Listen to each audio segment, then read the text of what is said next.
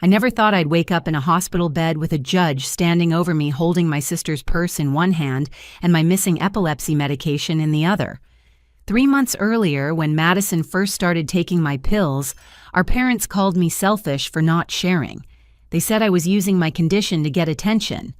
But as I lay there with IV lines in my arms, watching the judge's face turn from concern to fury, I knew everything was about to change. The morning everything started, I was deep in concentration, designing a website for a local bakery called Sweet Sunrise. My fingers moved across the keyboard with practiced ease, adjusting the color palette to match their signature lavender macarons when the doorbell rang. The sound cut through my focus like a knife through butter. The postal worker handed me a certified letter that required my signature. My hands trembled slightly as I signed, recognizing the law firm's name printed in elegant script across the envelope. Ashford & Associates had managed my grandmother Dorothy's affairs for decades. I settled back at my desk and carefully opened the envelope. The letter inside was formal, typed on cream-colored paper that felt expensive between my fingers. Grandma Dorothy had passed away 6 weeks ago, and now her estate was ready for distribution. The hearing was scheduled for next month at the county courthouse. What caught my breath wasn't just the notification of the hearing, it was the second paragraph that made me read twice to make sure I understood correctly. Grandma had left behind far more than anyone in our family had expected, nearly $2 million in investments, her Victorian house in Savannah with its wraparound porch and century-old magnolia trees, and most intriguingly specific instructions that the estate be divided based on who had shown true character. I leaned back in my chair, memories of Grandma flooding my mind. She'd always been mysterious about her finances, living modestly despite hints of hidden wealth. Her idea of showing true character could mean anything, knowing her unconventional wisdom. My epilepsy medication alarm chimed from my phone, bringing me back to the present. I walked to the kitchen and opened my weekly pill organizer, each compartment carefully labeled with days and times. The white tablets inside represented 5 years of successfully managed epilepsy.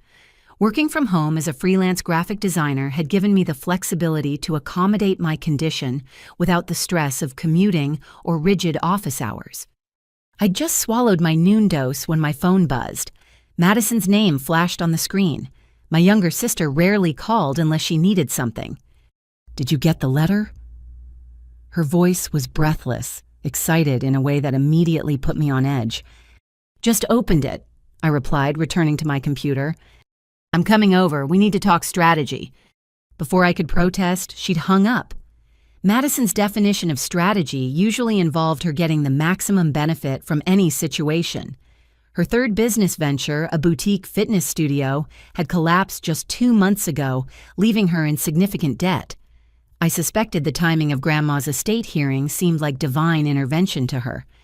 Within an hour, my doorbell rang again. Madison stood on my doorstep, her designer sunglasses pushed up into her perfectly highlighted hair. Despite her recent business failure, she still dressed like success was just around the corner. $2 million, Jody," she said, breezing past me into my apartment. "Can you believe Grandma was sitting on that kind of money?" She headed straight for my kitchen, helping herself to the organic juice I'd bought earlier. Her eyes swept across my counter, taking inventory like she always did. They landed on my pill organizer, still sitting next to the sink. "What are all these?" She picked up the container, examining it with unusual interest. "My anti-seizure medication. You know I have epilepsy, Madison." She opened Thursday's compartment, rolling one of the white pills between her fingers. "These look expensive. What do they do exactly?" Something in her tone made me uncomfortable. I reached for the organizer, but she moved it away, still studying the pills. "They prevent seizures. Without them, I could have a grand mal seizure that could be fatal." I kept my voice steady, but her intense interest was concerning. "Do they have any other effects? Like, do they make you feel calm or focused?" "That's not what they're for. They're specifically formulated for epilepsy." I finally managed to take the organizer from her hands and return it to its spot. Madison's eyes followed the container. "Must be nice having good insurance. These pharmaceutical companies make a fortune off people's problems." We spent the next hour discussing Grandma's estate, but Madison seemed distracted. She kept glancing at my kitchen counter, and twice I caught her staring at my pill organizer. When she finally left, claiming she had a yoga class to teach, I felt an unexplainable unease. That evening, as I prepared for bed, I reached for my pill organizer to take my night dose. Thursday and Friday's evening compartments were empty. My blood ran cold. I specifically remembered filling the entire week on Sunday, my routine for the past 5 years. I searched the counter, the floor, even the garbage disposal, thinking maybe I'd knocked them out somehow. Nothing. Those pills didn't just disappear. As I stood in my kitchen, the realization hit me like ice water. Madison's unusual interest, her questions about the effects, the way she'd handled my medication. My own sister had stolen my anti-seizure medication. The betrayal stung, but the fear hit harder. Missing doses could trigger breakthrough seizures. I'd have to call Dr. Brennan in the morning for an emergency refill and hope my insurance wouldn't flag it. As I lay in bed that night, I couldn't stop thinking about Madison's calculating expression as she'd studied my pills. This was only the beginning. The next morning arrived with an insistent pounding on my door. I'd barely slept, worry about my missing medication mixing with disbelief over Madison's theft. Through the peephole, I saw not just Madison, but our parents standing on my doorstep. My stomach dropped. A family ambush before 9 in the morning never meant anything good. I opened the door to find Madison looking remarkably refreshed for someone who'd stolen medication the day before.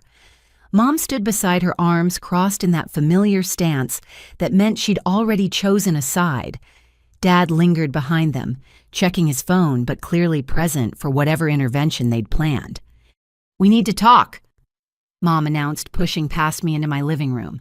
The others followed, making themselves comfortable on my furniture like they owned the place. Madison sat on my couch, pulling out a small bottle of water from her purse. "I want to be honest with you, Jody. I took those pills yesterday." The casual admission stunned me. I'd expected denials, gaslighting, anything but straightforward confession. "I've been having terrible anxiety." She continued, her voice taking on that victim tone she'd perfected over the years. The stress from closing my studio, the debt, and now Grandma's death. I couldn't sleep, couldn't think straight. I remembered reading that some seizure medications help with anxiety. "So you stole from me." My voice came out sharper than intended. Dad finally looked up from his phone. "Stealing is a strong word. She's your sister. She took my prescription medication without permission. What would you call it?" Mom's face hardened. "I'd call it a cry for help from a family member in need. Madison came to us last night, told us everything. She said the pills helped her feel calm for the first time in months." I couldn't believe what I was hearing. Those aren't anxiety medications. They're specifically formulated to prevent seizures. Taking them without a prescription is dangerous, and I need every single dose to prevent potentially fatal seizures. "Fatal?" Dad scoffed. "You've been fine for years. Missing a dose or two won't kill you." My hands shook with frustration. That's exactly what could happen. Dr. Brennan has explained this repeatedly. Breakthrough seizures can occur if I miss doses, and stress increases the risk. Madison pulled something from her purse and my heart sank. My pill organizer sat in her manicured hands. "I know I shouldn't have taken them without asking, but Jody, you have so many. Can't you share just until I can see a doctor about getting my own prescription? Those aren't yours to take or distribute. Return them now." I reached for the container, but she pulled back. "This is exactly what I mean," she said, addressing our parents more than me. "Look how aggressive she's getting over a few pills." Mom nodded sympathetically. "Jody, we raised you to share. Family supports each other. Your sister is suffering and you have the means to help." By giving her my anti-seizure medication, I couldn't keep the incredulity out of my voice. "Stop being so dramatic," Dad interjected. "You make it sound like Madison's asking for a kidney. They're just pills." I watched in horror as Madison opened my weekly organizer and dumped the contents into her purse. The carefully organized doses scattered among her lip gloss and receipts. A week's worth of medication gone in seconds. Madison. I lunged forward, but Mom physically blocked my path. "Let her go," Mom commanded. "She needs this more than you do right now. You can get more from your doctor." "It doesn't work that way. Insurance tracks prescriptions. They'll flag this as suspicious. I could lose my coverage." Panic rose in my chest as I watched Madison zip her purse closed my medication, now hostage to her whims. "Maybe that would teach you some humility," Mom said coldly. "You've hidden behind this condition for years, using it as an excuse to work from home to avoid family gatherings to make yourself special." The accusation hit like a physical blow. I'd structured my entire life around managing my epilepsy, creating a successful career despite my limitations, and they saw it as attention-seeking. "I have a neurological condition," I said, slowly trying to control my voice. "It's documented, diagnosed, and requires daily medication. This isn't about being special. It's about staying alive and functional." Madison stood clutching her purse. "I promise I'll only take what I need. Maybe this will help you realize you're stronger than you think. You don't need to rely on pills so much. You have no medical training to make that assessment." I pulled out my phone. "I'm calling Dr. Brennan. She needs to know about this." "Go ahead," Dad said, heading for the door. "Tell your doctor your family needed help and you refused. See how that looks." They filed out of my apartment, Madison pausing at the threshold. "I really am grateful, Jody. You're saving my life right now, even if you don't see it that way." The door closed, leaving me alone with the devastating realization that my family had just sanctioned medical theft. My hands trembled as I scrolled to Dr. Brennan's number, knowing I'd have to explain the unexplainable, that the people who were supposed to protect me had just put my life at risk for the sake of Madison's self-diagnosed anxiety. I sank onto my couch, the spot still warm from where Madison had sat while planning her theft. The monthly pill organizer on my coffee table sat empty, a monument to family betrayal. As I listened to the phone ring, waiting for Dr. Brennan's office to answer, I wondered how many doses Madison would take before realizing they wouldn't solve her problems. More importantly, I wondered how many doses I could miss before my brain's carefully maintained chemical balance would tip toward disaster. The stress of this confrontation already had my heart racing, a known trigger for breakthrough seizures. The receptionist's voice came through the phone, and I began the humiliating process of explaining why I needed an emergency refill. Outside my window, I watched my family's car disappear down the street, carrying away more than just my medication. They'd taken my trust, my safety net, and any illusion I'd held about their regard for my well-being. This wasn't just theft. It was abandonment, disguised as tough love. Dr. Sarah Brennan's office occupied the third floor of a medical complex downtown. I'd been seeing her for 5 years, ever since my epilepsy diagnosis turned my world upside down. The familiar waiting room with its soothing blue walls usually calmed me, but that day I sat rigid in the chair, my emergency appointment squeezed between her regular patients. "Jody," the nurse called my name after what felt like hours but was probably 20 minutes. Dr. Brennan took one look at my face and closed her laptop. At 55, she had the kind of presence that made you feel simultaneously safe and compelled to tell the truth. Her silver-streaked hair was pulled back in its usual bun, and her brown eyes held deep concern. "Tell me what happened," she said simply, settling back in her chair. The story poured out in a rush. Madison's theft, my parents enabling the entire week's worth of medication, now sitting in my sister's purse. Dr. Brennan's expression grew increasingly grave as I spoke. "Let me make sure I understand," she said when I finished. "Your sister took your anti-seizure medication, your parents supported this action, and they physically prevented you from retrieving it." I nodded, feeling the absurdity of the situation even as I confirmed it. Dr. Brennan turned to her computer, fingers flying over the keyboard. "I can prescribe an emergency refill, but Jody, we have a serious problem. Your insurance company will flag this as suspicious. Multiple refills in a short period often indicate drug abuse or diversion." "But I'm the victim here," I protested. "I know that, and I'll document everything in your file. But insurance companies don't care about family dynamics. They see patterns." She printed out a prescription and handed it to me. This is for a 2-week supply. I'm also writing a letter explaining the medical necessity of maintaining your therapeutic levels." She pulled out a second sheet of letterhead and began writing by hand. Her usual calm demeanor cracked as she wrote, her pen pressing hard enough to indent the paper. "Missing even 2 doses could trigger breakthrough seizures," she said without looking up. "Your sister has no idea what she's playing with. These medications don't work like anxiety pills. They maintain a specific level in your bloodstream that keeps your neural activity stable." I tried to explain that to them. Dr. Brennan set down her pen and looked at me directly. "The stress of family conflict significantly increases your seizure risk. Your brain doesn't distinguish between physical and emotional threats. Both trigger the same neurological response." She handed me the letter, her medical opinion laid out in stark clinical terms.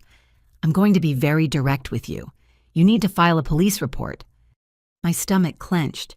Against my sister? Against someone who stole controlled medication. The fact that she's your sister doesn't change the medical reality. If she's taking these pills herself, she could have adverse reactions. If she's selling them, which is more likely given their street value, she's committing a felony. Street value. I'd never thought of my medication in those terms. Anti-seizure medications are increasingly popular as study aids and mood stabilizers on the black market.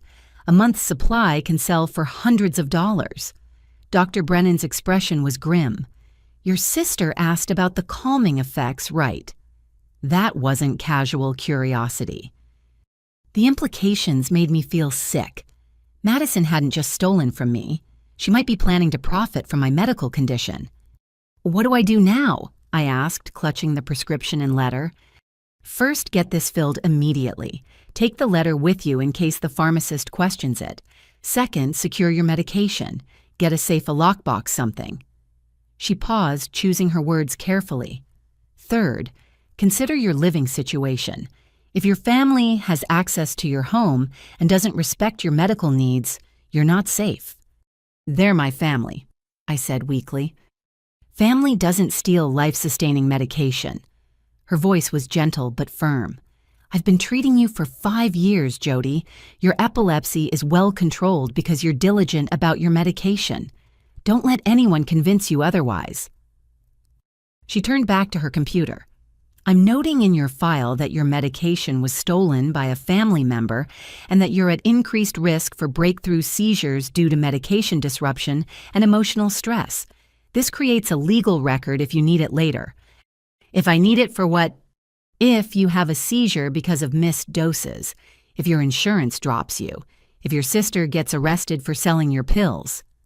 She printed out pages from my medical record. "Take these. They show your consistent prescription history and my clinical notes about today's visit." As I stood to leave, Dr. Brennan added one more thing. "Jody, I've seen too many patients suffer because they didn't want to make waves with family. Your condition is real, your medication is essential, and anyone who tells you otherwise is putting your life at risk." The pharmacy was my next stop. Brian, the pharmacist who'd filled my prescriptions for years, frowned when he saw the emergency refill. "I just filled your monthly prescription last week," he said, pulling up my records. I handed him Dr. Brennan's letter. As he read, his expression shifted from suspicion to concern. "Medication theft is more common than people think," he said quietly. "Usually it's strangers, but family members." He shook his head. "Give me 15 minutes. While waiting, I found a medical supply store on my phone that sold medication safes. The thought of needing to lock up my pills in my own home felt surreal, but Dr. Brennan was right. My trust had been weaponized against me. Brian called me back to the counter with my medication and a printout. "I've documented this fill as an emergency replacement due to theft. Keep this with your records. Also," he lowered his voice, "if anyone comes in claiming to be picking up medication for you, will require photo ID and written authorization." "You think she'd try that?" "I've seen family members do worse. Be careful, Jody." I left the pharmacy with my replacement medication clutched tightly in my bag, already planning where to install the safe Dr. Brennan recommended. The medical evidence was clear my family had put me in danger. The only question now was whether I had the courage to protect myself from the people who were supposed to love me most. 2 weeks had passed since Madison's theft, and I'd managed to maintain my medication schedule thanks to Dr. Brennan's emergency prescription.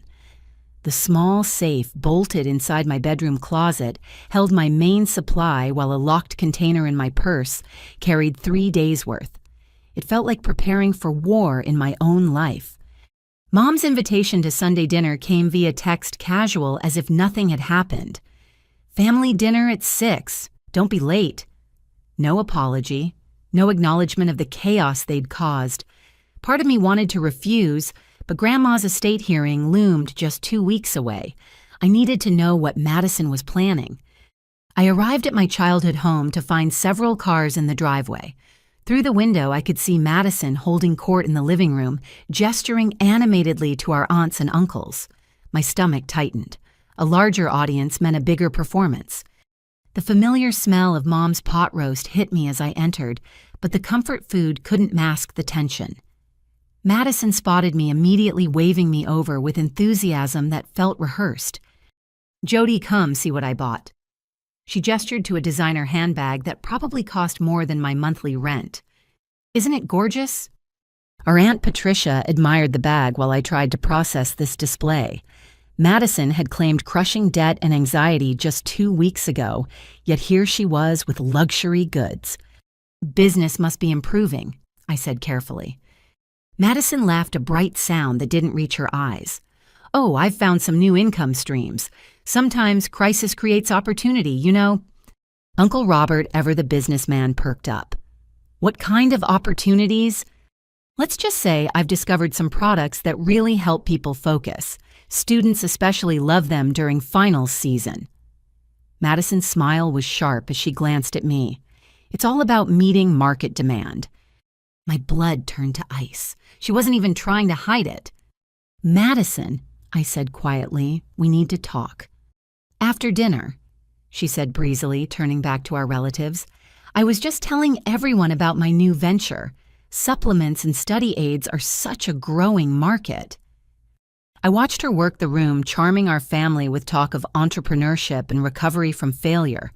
No one seemed to notice the predatory gleam in her eyes or question where she'd gotten the capital for new ventures after her studio's bankruptcy. During dinner, I picked at my food while Madison regaled the table with stories of satisfied customers and quick profits. Each anecdote felt like another twist of the knife. She was building a business on my stolen medication, and our family was applauding her resourcefulness.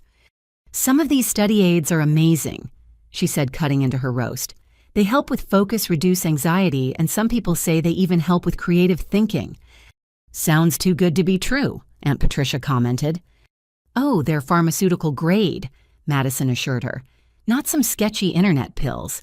These come from legitimate prescriptions." I set down my fork. "Whose prescriptions?" The table went quiet. Madison's smile never wavered. "People who have excess they don't need. It's like a sharing economy." "That's illegal," I stated flatly. Dad's fork clattered against his plate. "Jody, don't start. Selling prescription medication is a felony, so is obtaining it through theft." Mom's face flushed. "No one stole anything. Family sharing isn't theft." "Then why is Madison selling my seizure medication to college students?" The words hung in the air like a grenade with the pin pulled. Several relatives looked between Madison and me, confusion evident on their faces. Madison's mask finally slipped. "You don't know what you're talking about." "You just described my anti-seizure medication perfectly. The effects you're advertising. Those are the side effects of my specific prescription when taken by people without epilepsy." I pulled out my phone, showing a picture of my pills I'd taken for insurance purposes. "These look familiar." "You're being paranoid," Madison snapped. "Am I? Then empty your purse. Prove you're not carrying my medication." Madison clutched her new designer bag closer. "This is ridiculous. I'm trying to rebuild my life, and you're attacking me over your conspiracy theories." I felt the familiar warning tingle in my hands, the subtle pre-seizure aura I'd learned to recognize. The stress was affecting me exactly as Dr. Brennan had warned. I reached for my emergency medication kept in the locked container in my purse. Madison's eyes tracked my movement. Oh, here we go. She's going to fake a seizure for sympathy. My hands shook as I struggled with the lock combination. The aura was intensifying, my peripheral vision starting to shimmer. Can't even open a simple container, Madison taunted. How disabled are you, really? Someone gasped, but I couldn't tell who. My fingers finally got the combination right, and I quickly took my emergency dose, hoping it would stave off the seizure. Such drama. Madison continued. This is exactly what I mean. She uses this supposed condition to manipulate everyone. Madison, Aunt Patricia's voice was sharp. That's enough. But Madison was on a roll. She's probably not even epileptic. Have any of you actually seen her have a seizure? It's all for attention to make herself special. My vision was stabilizing thanks to the medication, but rage replaced the aura. You want to see my medical records? The EEG results, the neurological scans. Papers can be faked, Madison said dismissively. Doctors will diagnose anything if you pay them enough. I stood my legs unsteady, but my resolve firm. You're selling my medication to students. You admitted it in front of everyone. I have witnesses. Prove it, Madison challenged. That's when she made her crucial mistake. In her agitation, she'd set her purse on the table, and the contents had shifted.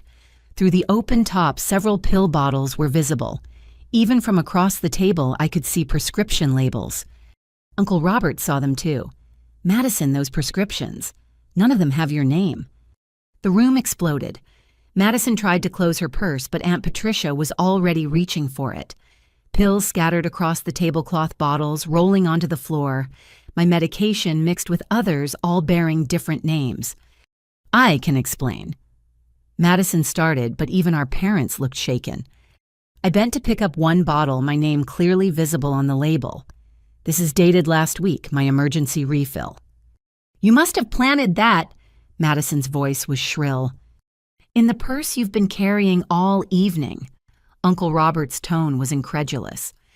Mom found her voice. Madison, what is all this? It's nothing. Jody's setting me up because she's jealous about the inheritance. But the evidence was overwhelming. Bottles with names our family didn't recognize, pills of different types and colors, far more than any one person would legitimately possess. I looked at my parents. She's been stealing from other epilepsy patients too. This is a drug ring. Dad's face had gone gray. Madison, tell me this isn't true. Madison's response was to grab her purse, shoving pills back inside. I don't have to explain myself to any of you, especially not to her. She pointed at me with venom. This is all her fault. If she'd just shared in the first place, none of this would have happened. She stormed out, leaving chaos in her wake. Mom started to follow, but Dad caught her arm. Let her go, he said quietly. We need to think. I sank back into my chair, the adrenaline crash making me dizzy. Around me, my family tried to process what they'd witnessed. The golden child had just revealed herself as a common drug dealer, and my attention-seeking condition was the source of her inventory. Aunt Patricia touched my shoulder gently.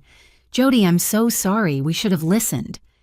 But apologies couldn't undo the weeks of stress, the missed doses, or the knowledge that my sister saw my life-threatening condition as a business opportunity. As sirens wailed in the distance, someone having apparently called the police, I realized this family dinner had destroyed more than just our Sunday tradition. It had shattered the illusion that blood meant anything when money was involved.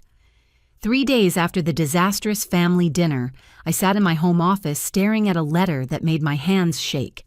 The insurance company had launched a formal investigation into what they termed unusual prescription patterns. The clinical language couldn't mask the accusation they suspected fraud. The phone rang and I reluctantly answered. The insurance representative's voice was professionally cold. Ms. Matthews, this is Sandra Williams from Integrated Health Insurance. I'm calling regarding your recent prescription claims. I received your letter. I managed my throat dry. Good. Can you explain why you've had multiple refills for the same medication within a 30-day period? I'd rehearsed this explanation, but it still felt surreal. My medication was stolen by a family member. My neurologist, Dr. Brennan, provided documentation and authorized emergency refills. Stolen. Sandra repeated, skepticism dripping from the word. By a family member. My sister, there's a police report. I see. The clicking of keyboard keys filled the pause. Ms. Matthews, are you aware that sharing prescription medication, even with family, constitutes fraud? I didn't share anything. It was stolen. There's a significant difference. From our perspective, family members having access to your medication suggests either negligence in securing controlled substances or voluntary distribution. Her tone sharpened. Have you sold or given away any of your prescribed medication? Absolutely not. I need every dose to prevent seizures. Yet somehow your sister obtained multiple bottles. Can you explain that? The interrogation continued for 20 minutes. Sandra questioned every aspect of my story, from why I hadn't immediately reported the first theft to how Madison knew where I kept my medication. Each question felt designed to trap me into admitting complicity. We'll need additional documentation, Sandra finally said. Medical records, police reports, sworn statements. You have 30 days to provide everything, or we'll terminate your coverage. Terminate. The word hit like a physical blow. For being a crime victim. For failing to properly secure controlled substances, resulting in their diversion. She paused.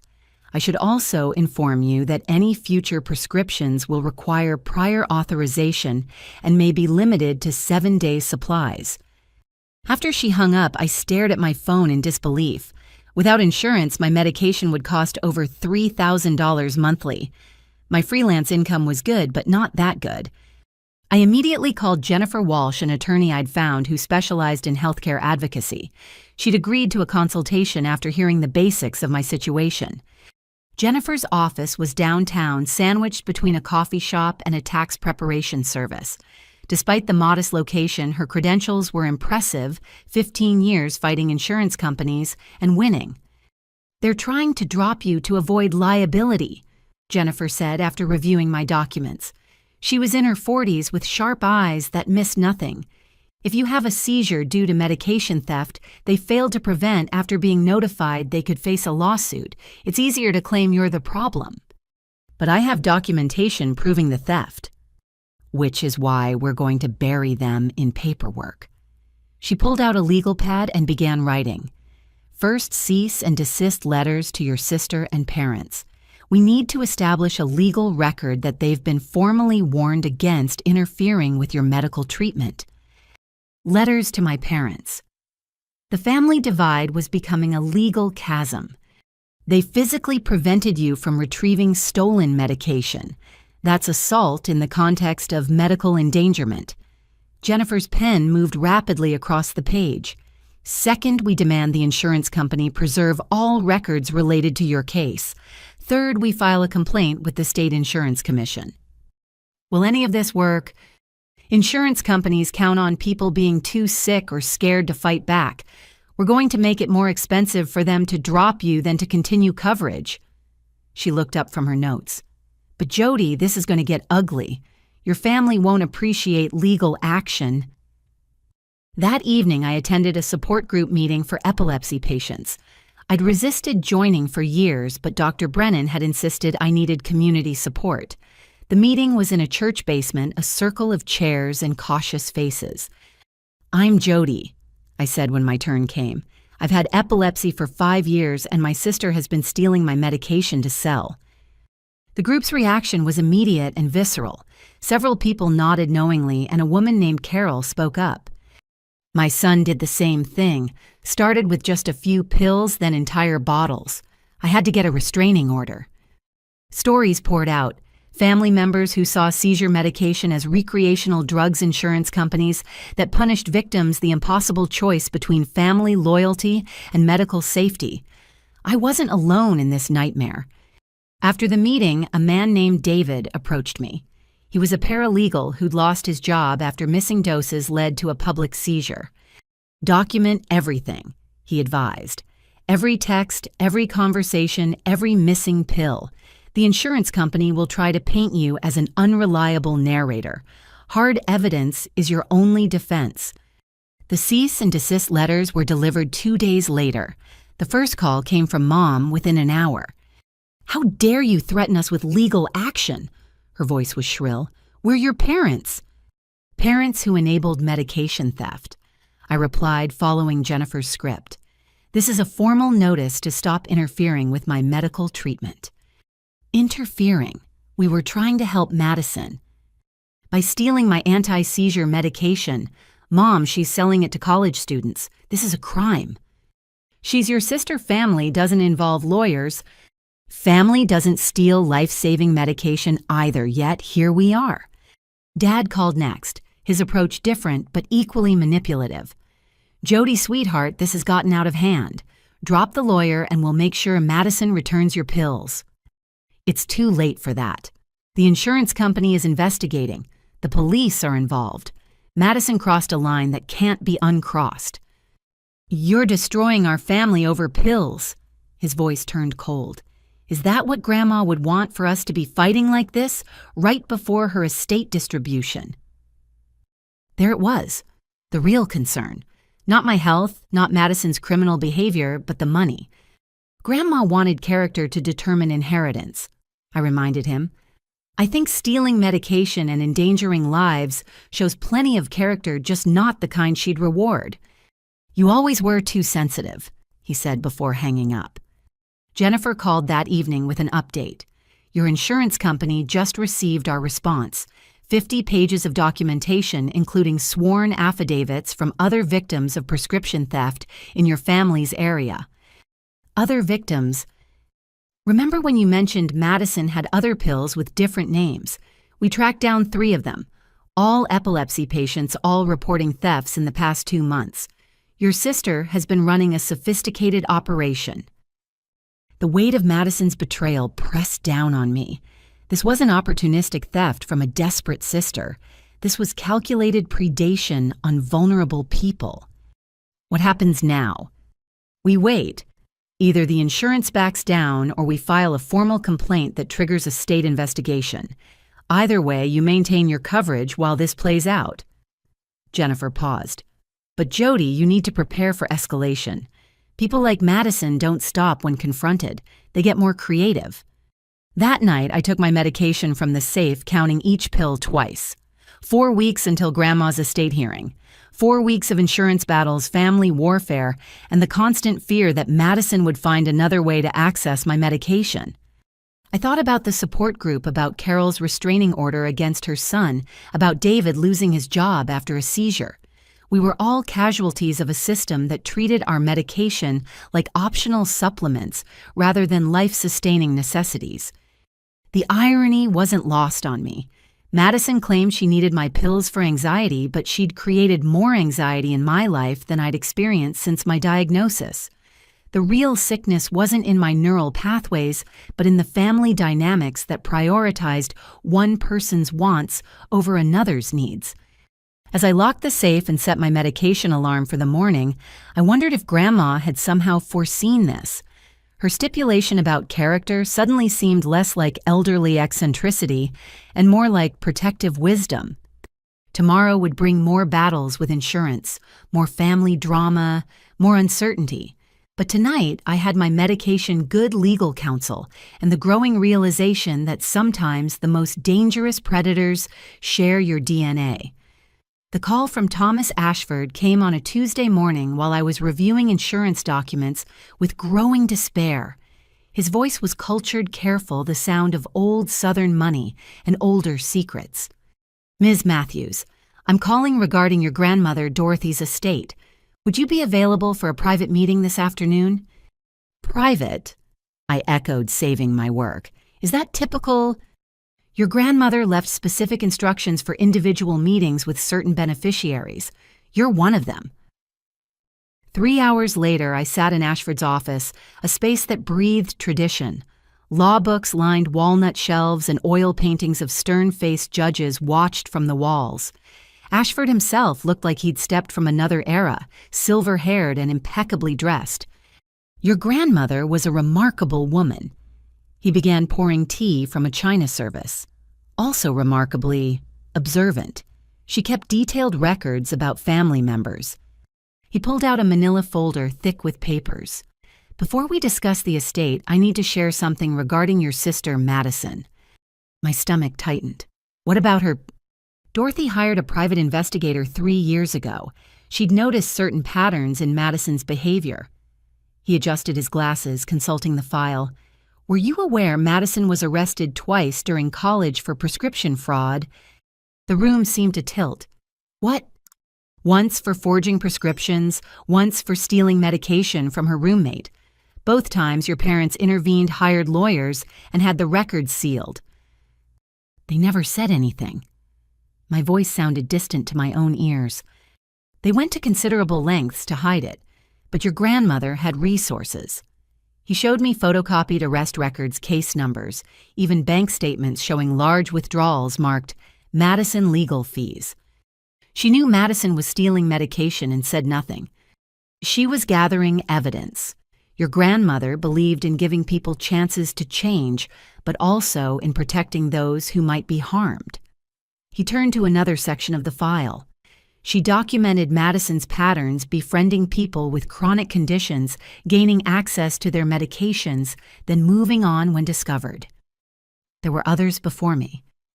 At least 5 that Dorothy documented. Diabetes medication, ADHD drugs, anxiety prescriptions. Madison seems to target medications with street value. I thought about the family dinner, the pills scattered across the table. She's still doing it. Your grandmother suspected as much, which brings us to the estate. Ashford closed the file and leaned back. Dorothy's will includes specific provisions about beneficiaries who prey on the vulnerable. Her words, not mine. What kind of provisions? Let's just say character will be thoroughly evaluated. Any beneficiary found to be exploiting family members' medical conditions faces consequences. You're being cryptic, Mr. Ashford. He smiled slightly. Estate law requires discretion until the formal reading. However, I'm authorized to investigate each beneficiary's character before distribution. Your grandmother wanted to ensure her legacy didn't enable further harm. Why tell me about Madison's past now? Because you're currently her victim and you deserve to know this isn't your fault. Madison's behavior is a long-established pattern your parents have enabled. He paused. Also because I need your permission to include your current situation in my investigation file. Include it how? Documentation of Madison's ongoing prescription theft, your parents' complicity, the impact on your health and insurance. It's directly relevant to the estate distribution. I signed the permission forms, my mind reeling. All these years my parents had known Madison was a prescription thief and had hidden it. Every family gathering where they'd praised her ambition while criticizing my caution had been a lie. Your grandmother also left something for you. Ashford handed me a sealed envelope. She said to give this to you if Madison ever targeted you. I opened it in the car, my hands trembling. Grandma's familiar handwriting filled the page. My dear Jody, if you're reading this, Madison has shown her true nature, and you're likely feeling betrayed and confused. Please know that none of this is your fault. I've watched Madison manipulate our family for years, always taking from those who can least afford to lose. Your parents enable her because facing the truth would mean acknowledging their failure. They choose willful blindness over difficult honesty. I've structured my estate to protect those who protect themselves and others. Stand firm in your truth. Document everything. Don't let family guilt override your safety. Your epilepsy doesn't make you weak, it makes you vigilant. Use that vigilance now. Madison will escalate when cornered, they always do. Be ready. Trust Thomas Ashford. He has my complete confidence and full authority to investigate any claims against the estate. He also has evidence I've collected over the years that may surprise you. Remember, family isn't about blood. It's about who shows up when you need them, who respects your boundaries, who sees your struggles and offers support, not exploitation. Stay strong, my dear one. Justice may move slowly, but it does move. All my love, Grandma Dorothy. I sat in the parking lot crying, not from sadness, but from validation. Grandma had seen it all, documented it all, and planned for it all. She'd known I might need proof that I wasn't crazy, wasn't overreacting, wasn't the problem. My phone buzzed. Madison, of course.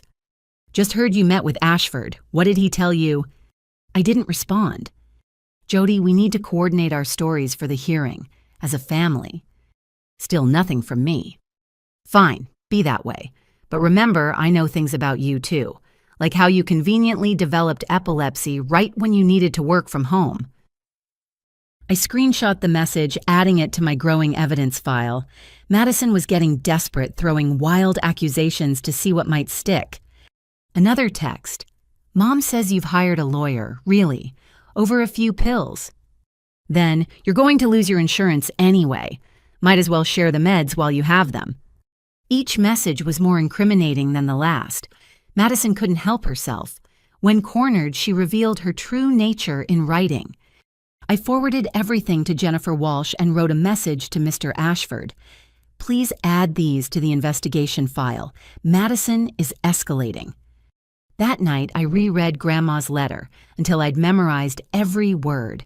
She'd called Madison's pattern years ago, even predicting the escalation. It was like having a road map through a minefield written by someone who'd already watched others get blown up. I thought about the other victims Ashford had mentioned. 5 documented cases before me, probably more undiscovered. How many people had suffered seizures, diabetic crises, mental health emergencies because Madison saw their medicine as inventory? The safe in my closet felt less like paranoia now and more like prudence. Grandma's words echoed, "Use that vigilance now."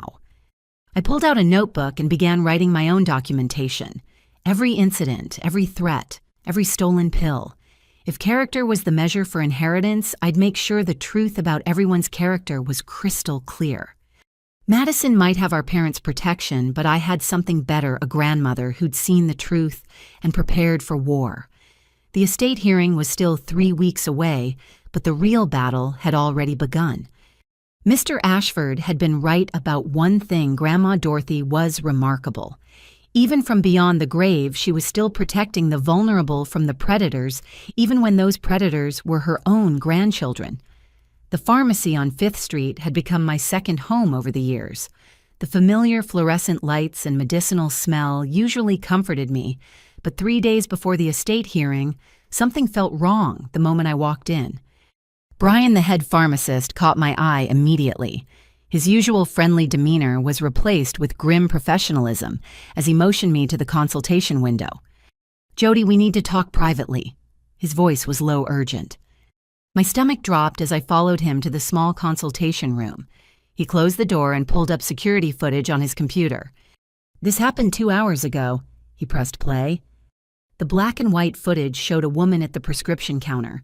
Despite the sunglasses and dark wig, I recognized Madison's posture, her designer handbag, the way she gestured while talking. She tried to fill this. Brian handed me a prescription form. My name was on it, but the handwriting was wrong, the dosage doubled, and Dr. Brennan's signature looked like a child's forgery attempt. She forged a prescription. Poorly. Any first-year pharmacy student would catch this. He paused the video as Madison leaned over the counter. But that's not the worst part. Watch. In the footage, the pharmacy technician shook her head, clearly refusing the prescription. Madison's body language shifted from pleading to aggressive. She pulled out something from her purse, my stolen pill bottle from weeks ago, and waved it at the staff.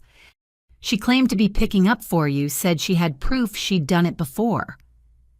Brian's jaw was tight. When we still refused, she threatened to report us for discrimination against family caregivers. What happened? I called the police. She ran before they arrived, but we have everything on camera. He handed me a police report number. Detective Ross will want to speak with you. I sank into the chair, overwhelmed. Madison had crossed from theft to forgery, from family betrayal to federal crime. There's more, Brian said gently. We ran a system check after this incident. Someone using variations of your information has attempted to fill prescriptions at 4 other pharmacies in the past week. All rejected, but she's getting desperate. variations of my information. Same birthday, slightly different addresses, middle initial instead of full name. Classic signs of prescription fraud. He pulled up a map on his computer showing the pharmacy locations. She's hitting places in a circle around the city, probably hoping to find one that's less vigilant.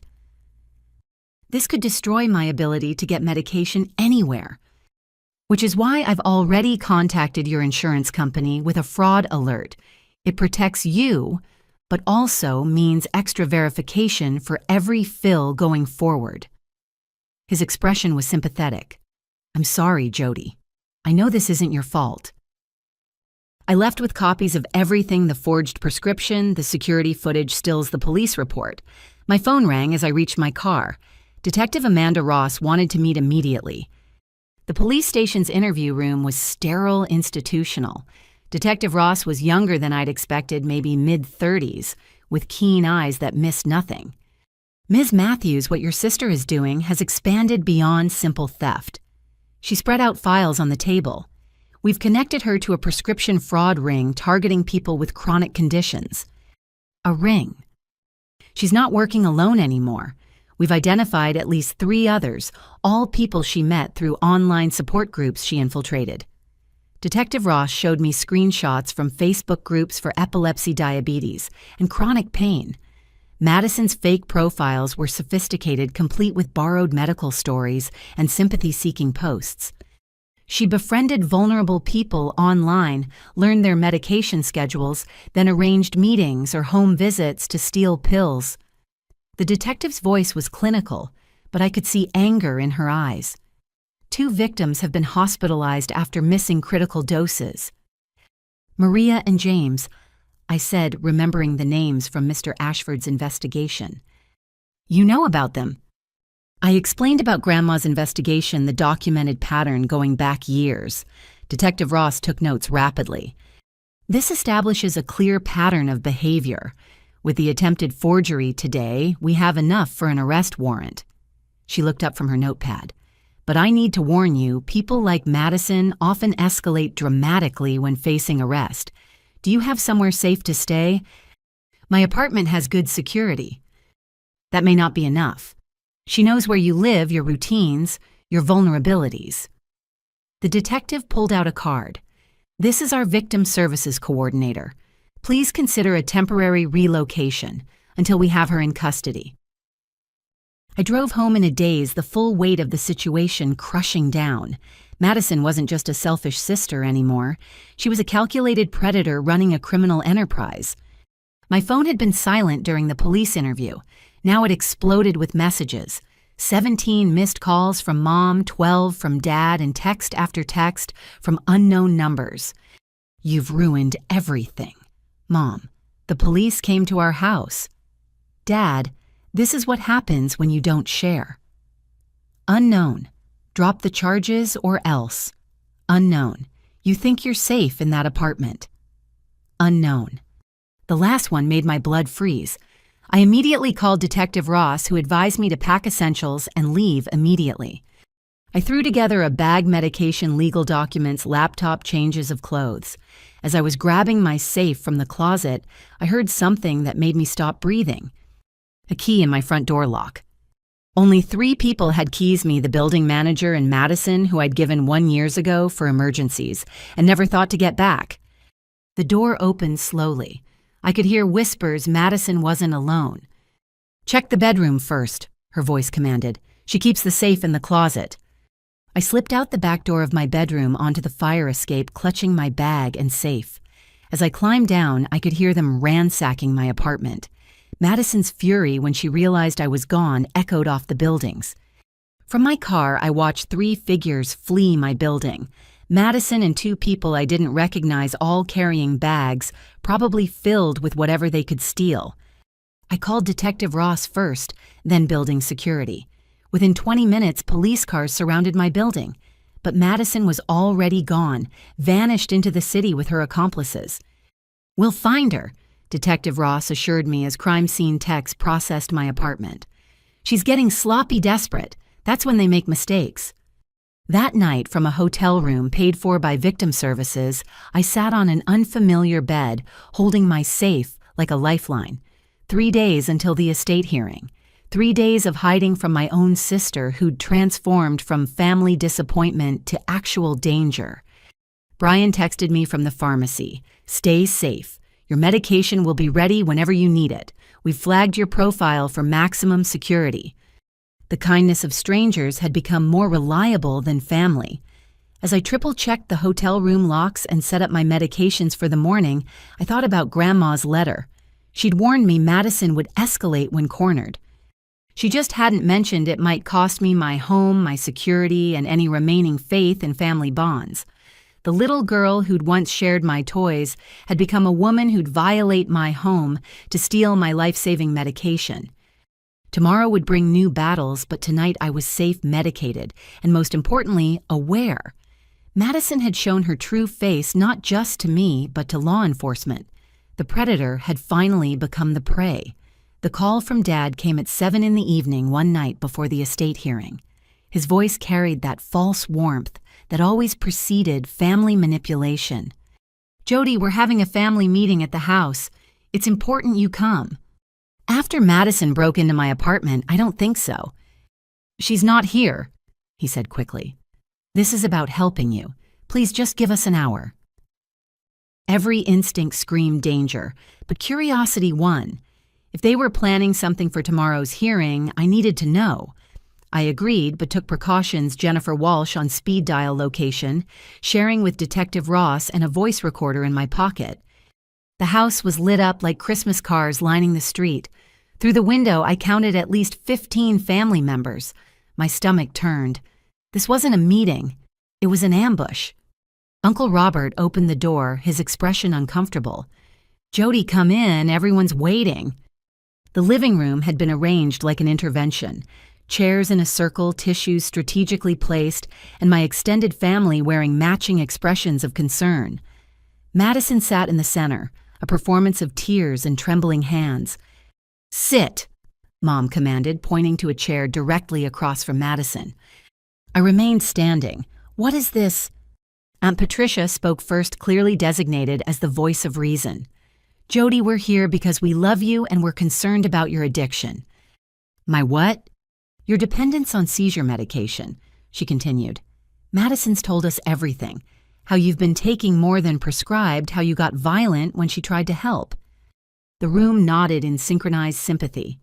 They'd all been fed the same story, swallowed the same lies.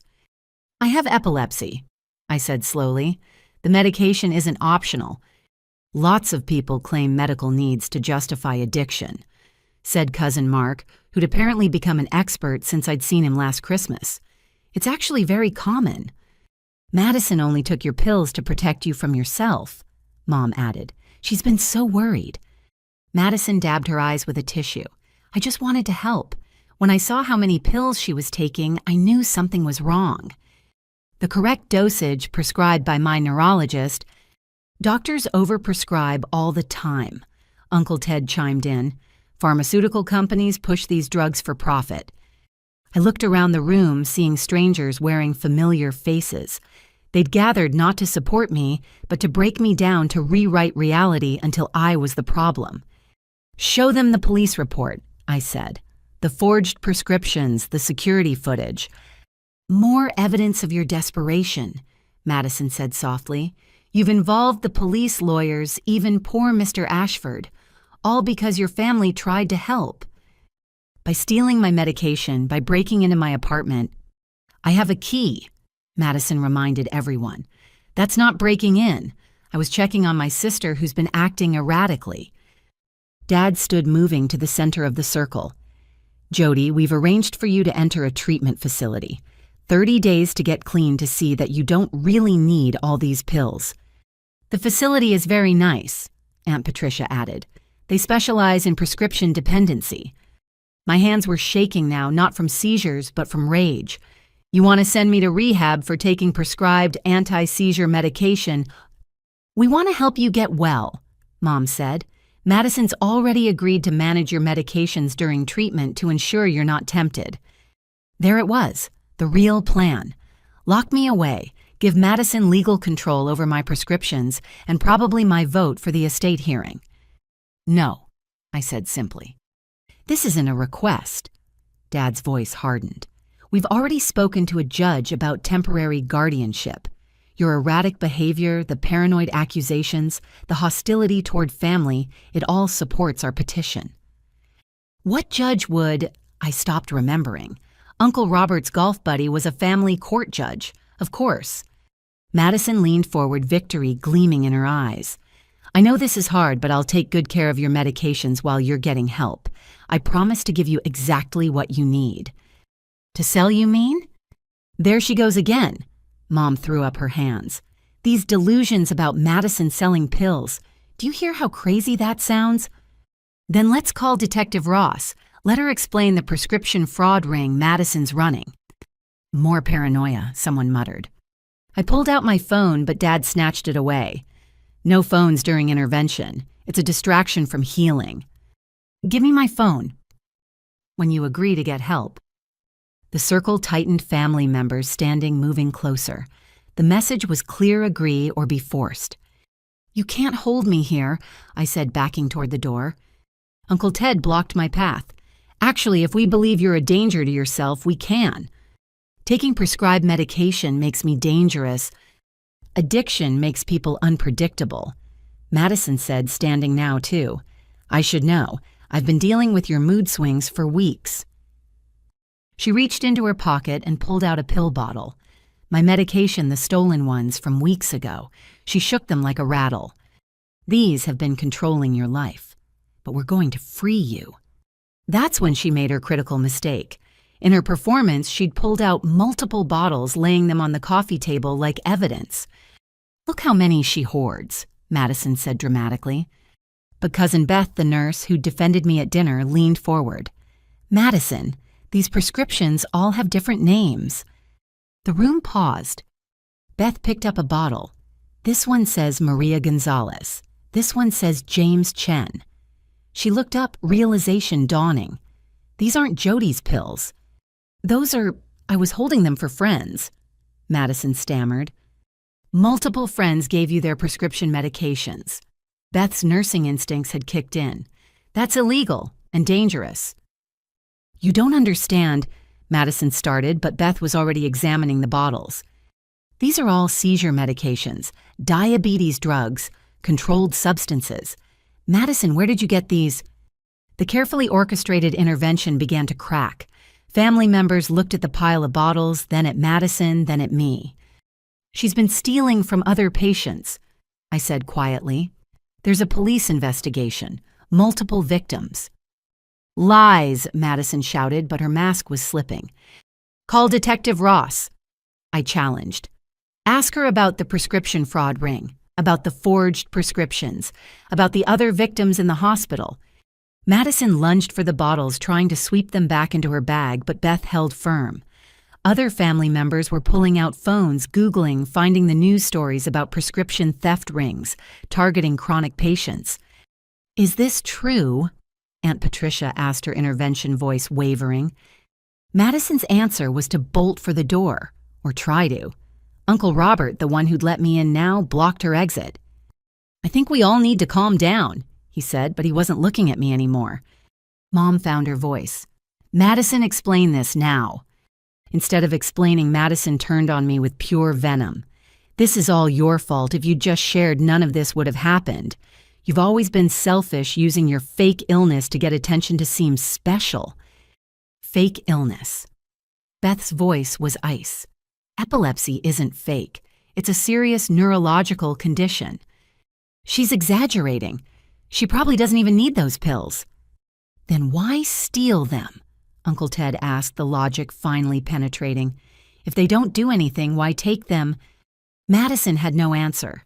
The room full of family who'd gathered to break me down was now looking at her with dawning horror. The police report is real, Dad asked me, his voice small. I nodded. The breaking and entering, the forged prescriptions, all of it. But we were so sure. Mom trailed off, looking at Madison like she'd never seen her before. You were so sure because Madison told you what you wanted to hear, I said. that I was the problem, that my medical needs were negotiable, that sharing meant letting her steal. My phone rang in Dad's hand. Detective Ross's number showed on the screen. He handed it to me wordlessly. "Ms. Matthews, we've located your sister's vehicle. Are you safe?" "I'm at my parents' house. Madison's here too with evidence." "Stay there. Units are on the way." I hung up and looked at my family. "The police are coming. Anyone who wants to leave should go now." The exodus was immediate. Cousins suddenly remembered commitments aunts had early mornings, uncles needed to check on things. Within minutes, only my parents, Beth, Robert, and Madison remained. "You called the cops on your own sister," Madison hissed. "You stole my medication and sold it to students. You broke into my home. You forged prescriptions." I kept my voice steady despite my shaking hands. "You called the cops on yourself." Sirens wailed in the distance, growing closer. Madison made one last attempt to grab the pill bottles from Beth, who simply stepped back and shook her head. "I was trying to help people," Madison said desperately. "Students who needed focus, people who couldn't afford prescriptions. I was doing good." "You were profiting off stolen medication while the real patients suffered," Beth replied. "That's not help. That's exploitation." The sirens were outside now. Through the window, I could see Detective Ross stepping out of an unmarked car, uniformed officers behind her. Madison looked at our parents one last time. "Aren't you going to do something?" But Mom and Dad stood frozen, the weight of their enabling finally crushing down on them. They'd orchestrated an intervention for the wrong daughter, chosen the predator over the prey, and now the consequences were at their door. As Detective Ross entered, I felt no satisfaction, only exhaustion. The family that had gathered to force me into treatment would instead witness Madison's arrest. The intervention had revealed the truth, just not the truth they'd expected. Tomorrow's estate hearing would happen without Madison. Grandma's test of character had been answered before we even reached the courthouse. The vulnerable had been identified, the predators exposed, and justice was finally knocking at the door. Beth caught up with me in the driveway as police processed the scene inside. Her face showed the shell-shocked expression of someone whose worldview had just shattered. "Jody, I'm so sorry. When they called about the intervention, I thought—" She shook her head. "I should have known better." "You figured it out when it mattered," I said, grateful for even delayed support. "Can I buy you coffee away from—" She gestured at the chaos behind us. "All this." 20 minutes later, we sat in a quiet diner, the kind that served breakfast all day and didn't ask questions about customers who looked like they'd been through hell. "I need to tell you something," Beth said, wrapping her hands around her mug. "At the hospital where I work, we've been seeing more patients coming in with seizures, diabetic emergencies, psychiatric crises, all saying their medication was stolen by someone they trusted." "Madison's victims?" "I think so. I started keeping informal notes after tonight made me suspicious." She pulled out her phone, showing me a secure notes app. "Maria Gonzalez, the teacher. She had a grand mal seizure in front of her third-grade class. The kids were traumatized. She lost her job because the school board deemed her unsafe around children." My coffee turned to acid in my stomach. "Because her medication was stolen." She told the ER staff someone from her support group had visited, said she was collecting expired medications for disposal. Maria trusted her. Next thing, her entire supply was gone. What happened to her? Last I heard, she'd moved back in with her parents. Couldn't afford the medication without insurance, couldn't work without medication. Madison destroyed her life for what, a few $100s in street value. Beth scrolled to another entry. James Chen, college senior, pre-med student with temporal lobe epilepsy, perfectly controlled for years, until someone befriended him in an online support group, offered to pick up his prescriptions during finals week as a favor. Let me guess, the prescriptions never made it to him. He went into status epilepticus during his MCAT exam, seized for 12 minutes. By the time paramedics got him stabilized, he had significant memory issues. His dreams of medical school gone. Each story was worse than the last. A single mother who lost custody when she had a seizure at a supervised visitation. an elderly man whose diabetes spiraled out of control, leading to amputation, a teenager who attempted suicide when her bipolar medication suddenly vanished. How many? I asked, though I wasn't sure I wanted to know.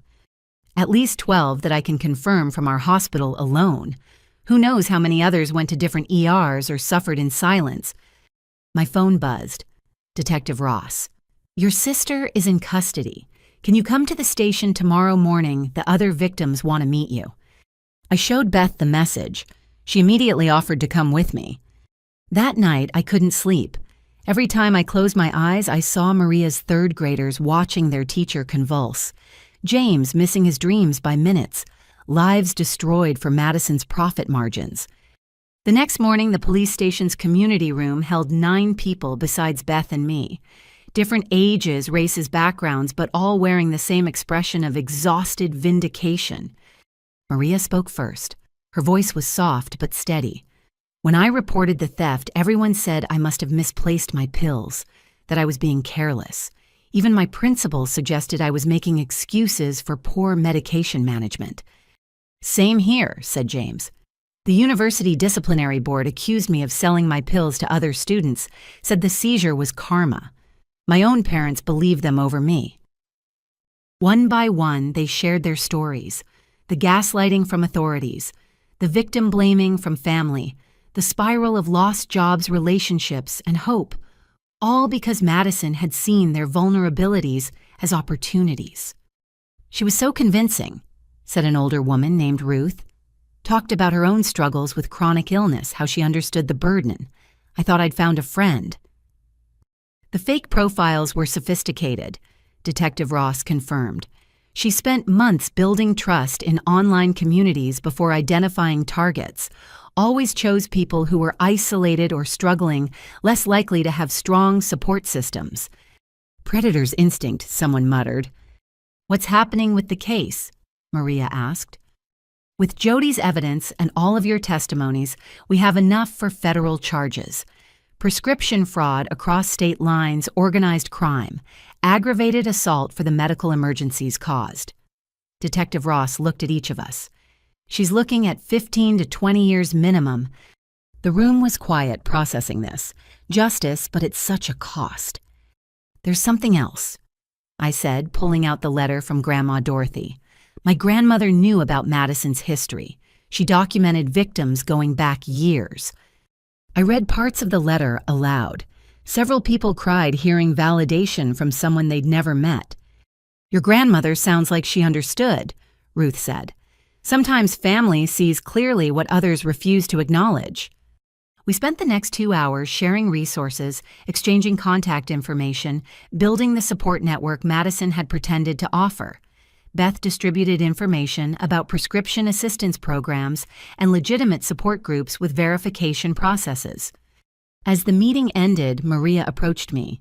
The estate hearing is today, right? I nodded, having almost forgotten in the chaos. Good luck. Your grandmother would be proud that you stood up to her. She paused. I wish I'd had someone like her in my corner. Outside the police station, the other victims gathered around me. 9 people whose lives had been derailed, but who'd still come to support a stranger facing the same predator. We'll be there if you need us, James said. For the trial, the hearings, whatever. Same, echoed the others.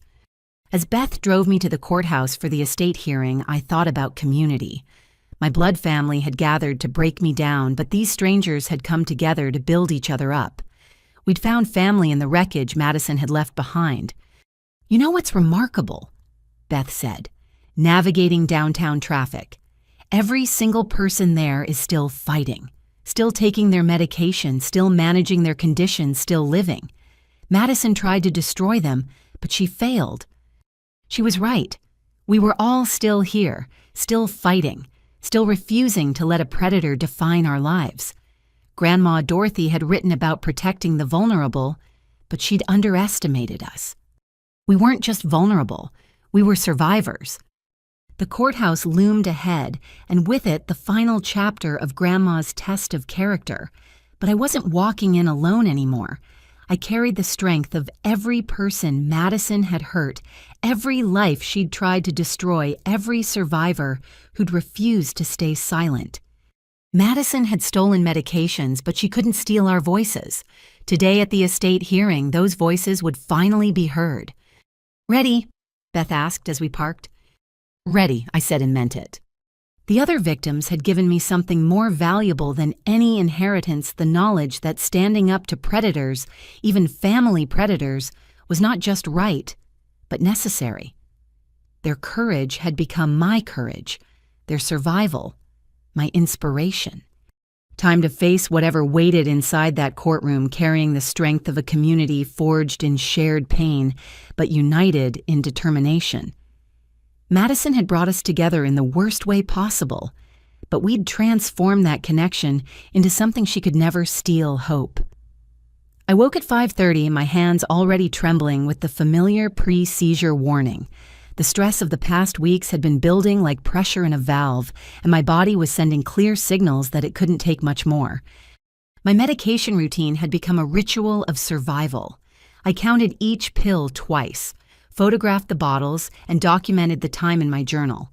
The lawyers had advised this level of detail, but it also gave me something to control when everything else felt chaotic. Jennifer Walsh called while I was getting dressed. "Jody, I'll meet you at the courthouse at 8:30. Detective Ross will be there too with the criminal evidence." "Will Madison be there?" The thought made my stomach clench. "She's currently in custody, but her lawyer might petition for her to attend. We'll know when we arrive." Jennifer paused. "How are you feeling? Any medical concerns?" I glanced at my trembling hands. "Some warning signs, but I've taken my medication. I'll manage." "Bring your emergency doses. Judge Reeves is aware of your condition and has authorized medical accommodations if needed." After we hung up, I packed carefully medication water, protein bars, and all my documentation in a leather portfolio Grandma had given me years ago. It seemed fitting to carry her final gift in something she'd chosen.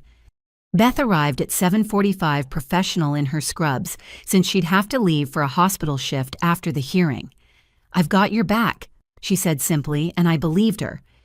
The drive downtown was quiet, each of us lost in thought. As we neared the courthouse, I saw the media vans. Of course, a prescription fraud ring targeting disabled patients was newsworthy, especially when it involved a prominent family's estate battle. "Ignore them," Beth advised as reporters noticed our arrival. "You don't owe anyone your story." Inside the courthouse buzzed with unusual energy. Security was heightened with officers checking bags more thoroughly than normal. We found Jennifer in the lobby, impeccably dressed and radiating confidence. "Good news and bad news," she said, leading us toward a private conference room. Madison's lawyer successfully petitioned for her to attend via video link from jail, but the judge has strict parameters about her participation. In the conference room, Detective Ross waited with boxes of evidence. "The criminal case is solid," she assured me. "Multiple victims have agreed to testify. We've documented over $200,000 in illegal prescription sales." 200,000. The number staggered me. Conservative estimate. Madison was moving serious volume targeting multiple cities. This wasn't opportunistic theft, it was a business model. Mr. Ashford entered looking every inch the Southern gentleman despite the early hour. "Ms. Matthews, I've reviewed all the evidence Detective Ross provided. Your grandmother would be unsurprised but deeply saddened." She knew this day would come. She hoped it wouldn't, but prepared for if it did. He pulled out a sealed envelope. She left additional instructions to be opened only if criminal charges were filed against any beneficiary. Today qualifies. My parents arrived while we were reviewing documents. They looked haggard, aged years in weeks. Mom's designer outfit couldn't hide the shadows under her eyes, and Dad moved like he was carrying invisible weight. They hesitated when they saw me, uncertainty replacing their usual confidence. The role reversal was stark. They'd always been the ones in control, the ones who knew better. Now they looked lost. "Jody," Mom started, then stopped. What was there to say? Other relatives filed in the family, divided into visible camps. Those who'd been at the intervention avoided eye contact with me. Others who'd heard about Madison's arrest offered tentative smiles of support. At 9:15, court staff called us into the main courtroom. It was smaller than I'd expected, wood-paneled and formal, but not intimidating. Judge Patricia Reeves presided, a woman in her 60s with sharp eyes and an air of absolute authority. This estate matter has taken on additional complexity. She began once everyone was seated. We have criminal charges pending against a beneficiary documentation of systematic theft and medical endangerment of another beneficiary.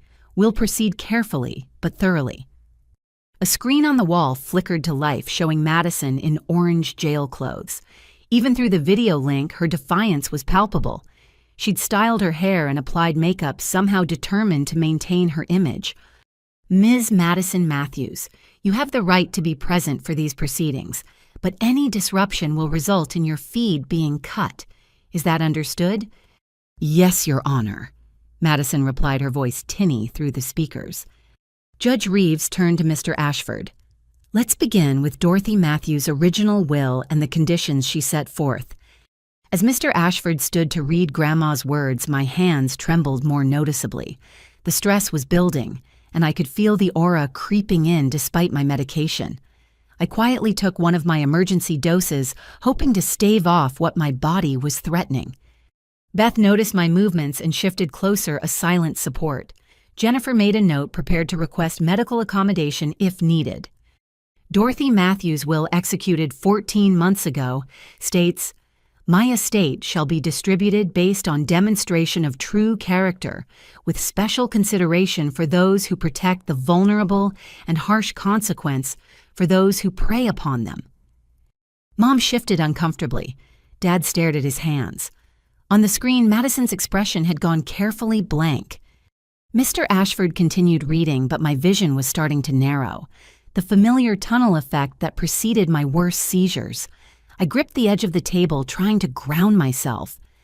Furthermore, Mr. Ashford read, any beneficiary found to have stolen from endangered or exploited another family member's medical condition shall forfeit all claims to the estate, with their portion redistributed to their victims. Objection. Madison's voice cut through the speakers.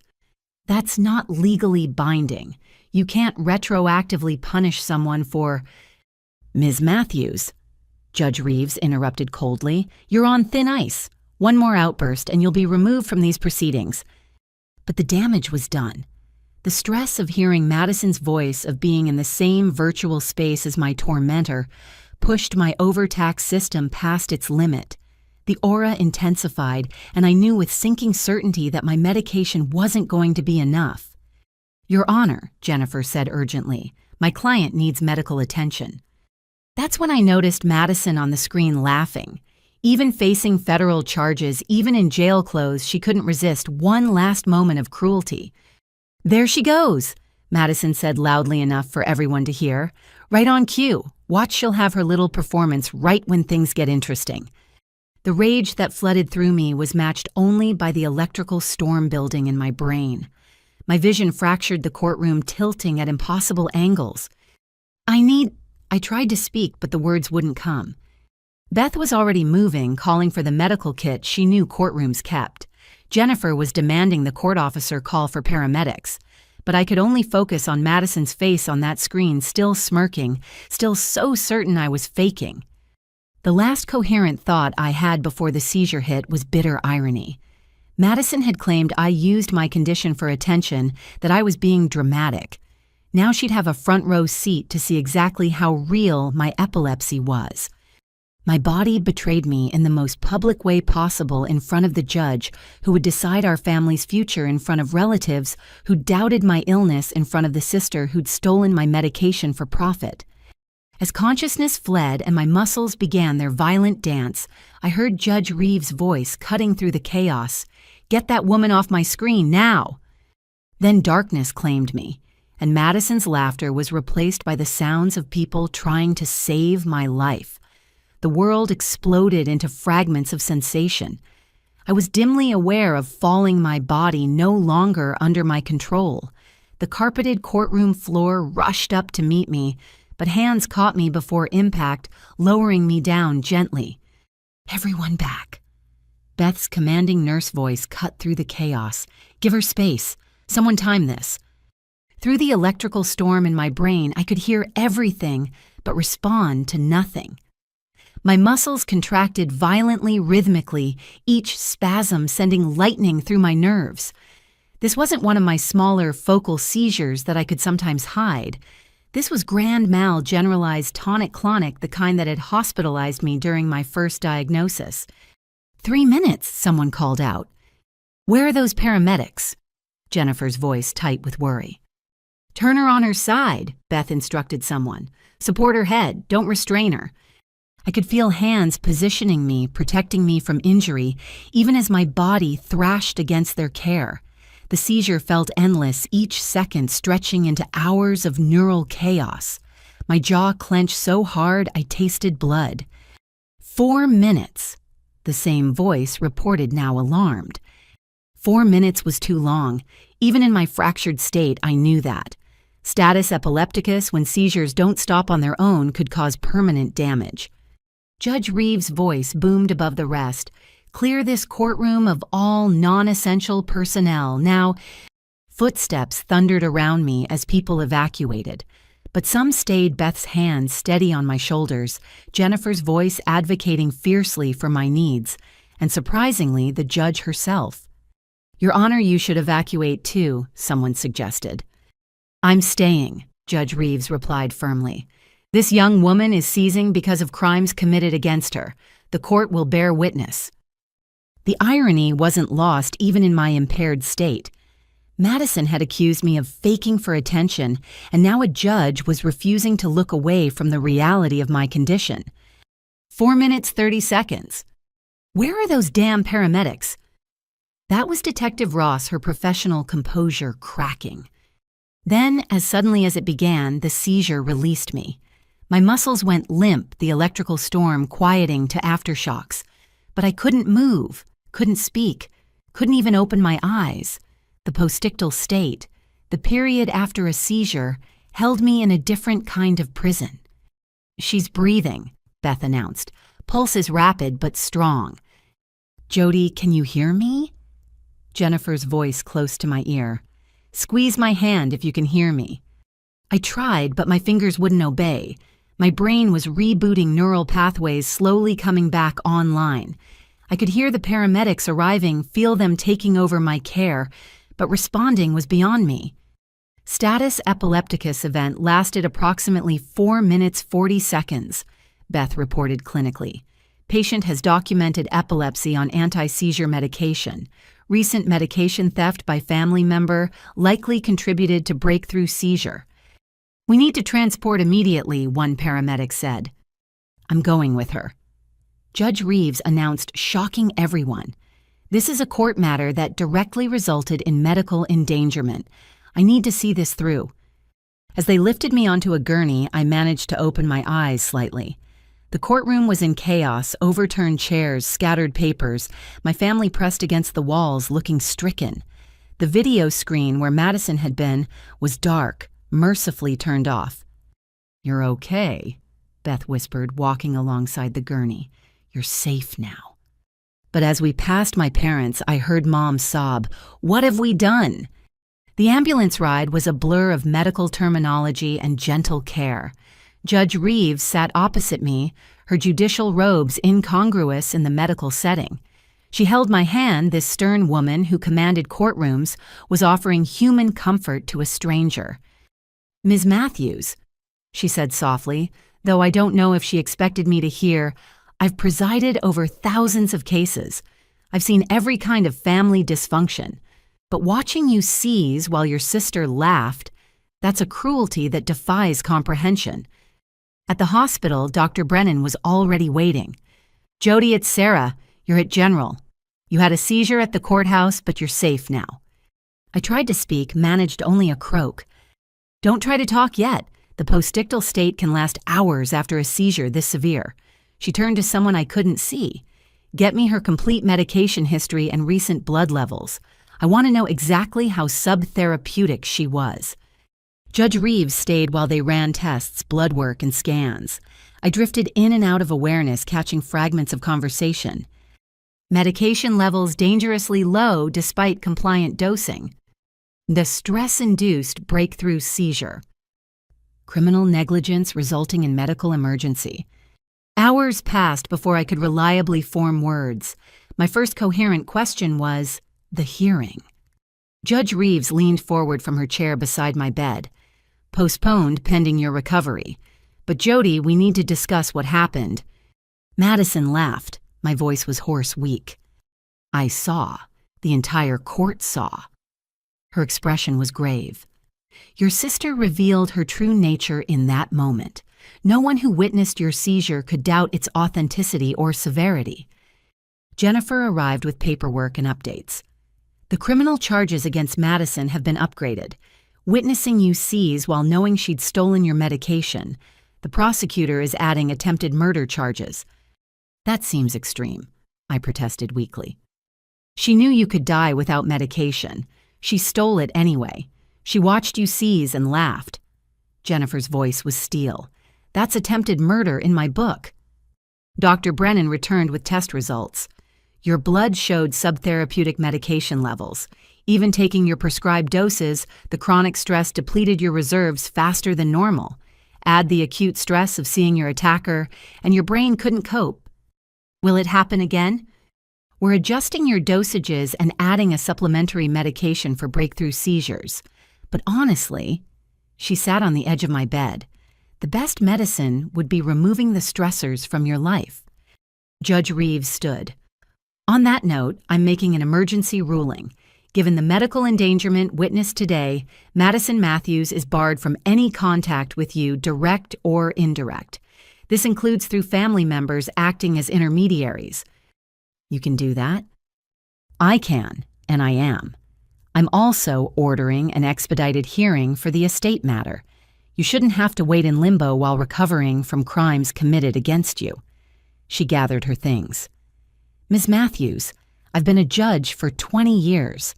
I've never accompanied a victim to the hospital before, but what happened in my courtroom today, that was a grave injustice that occurred under my watch.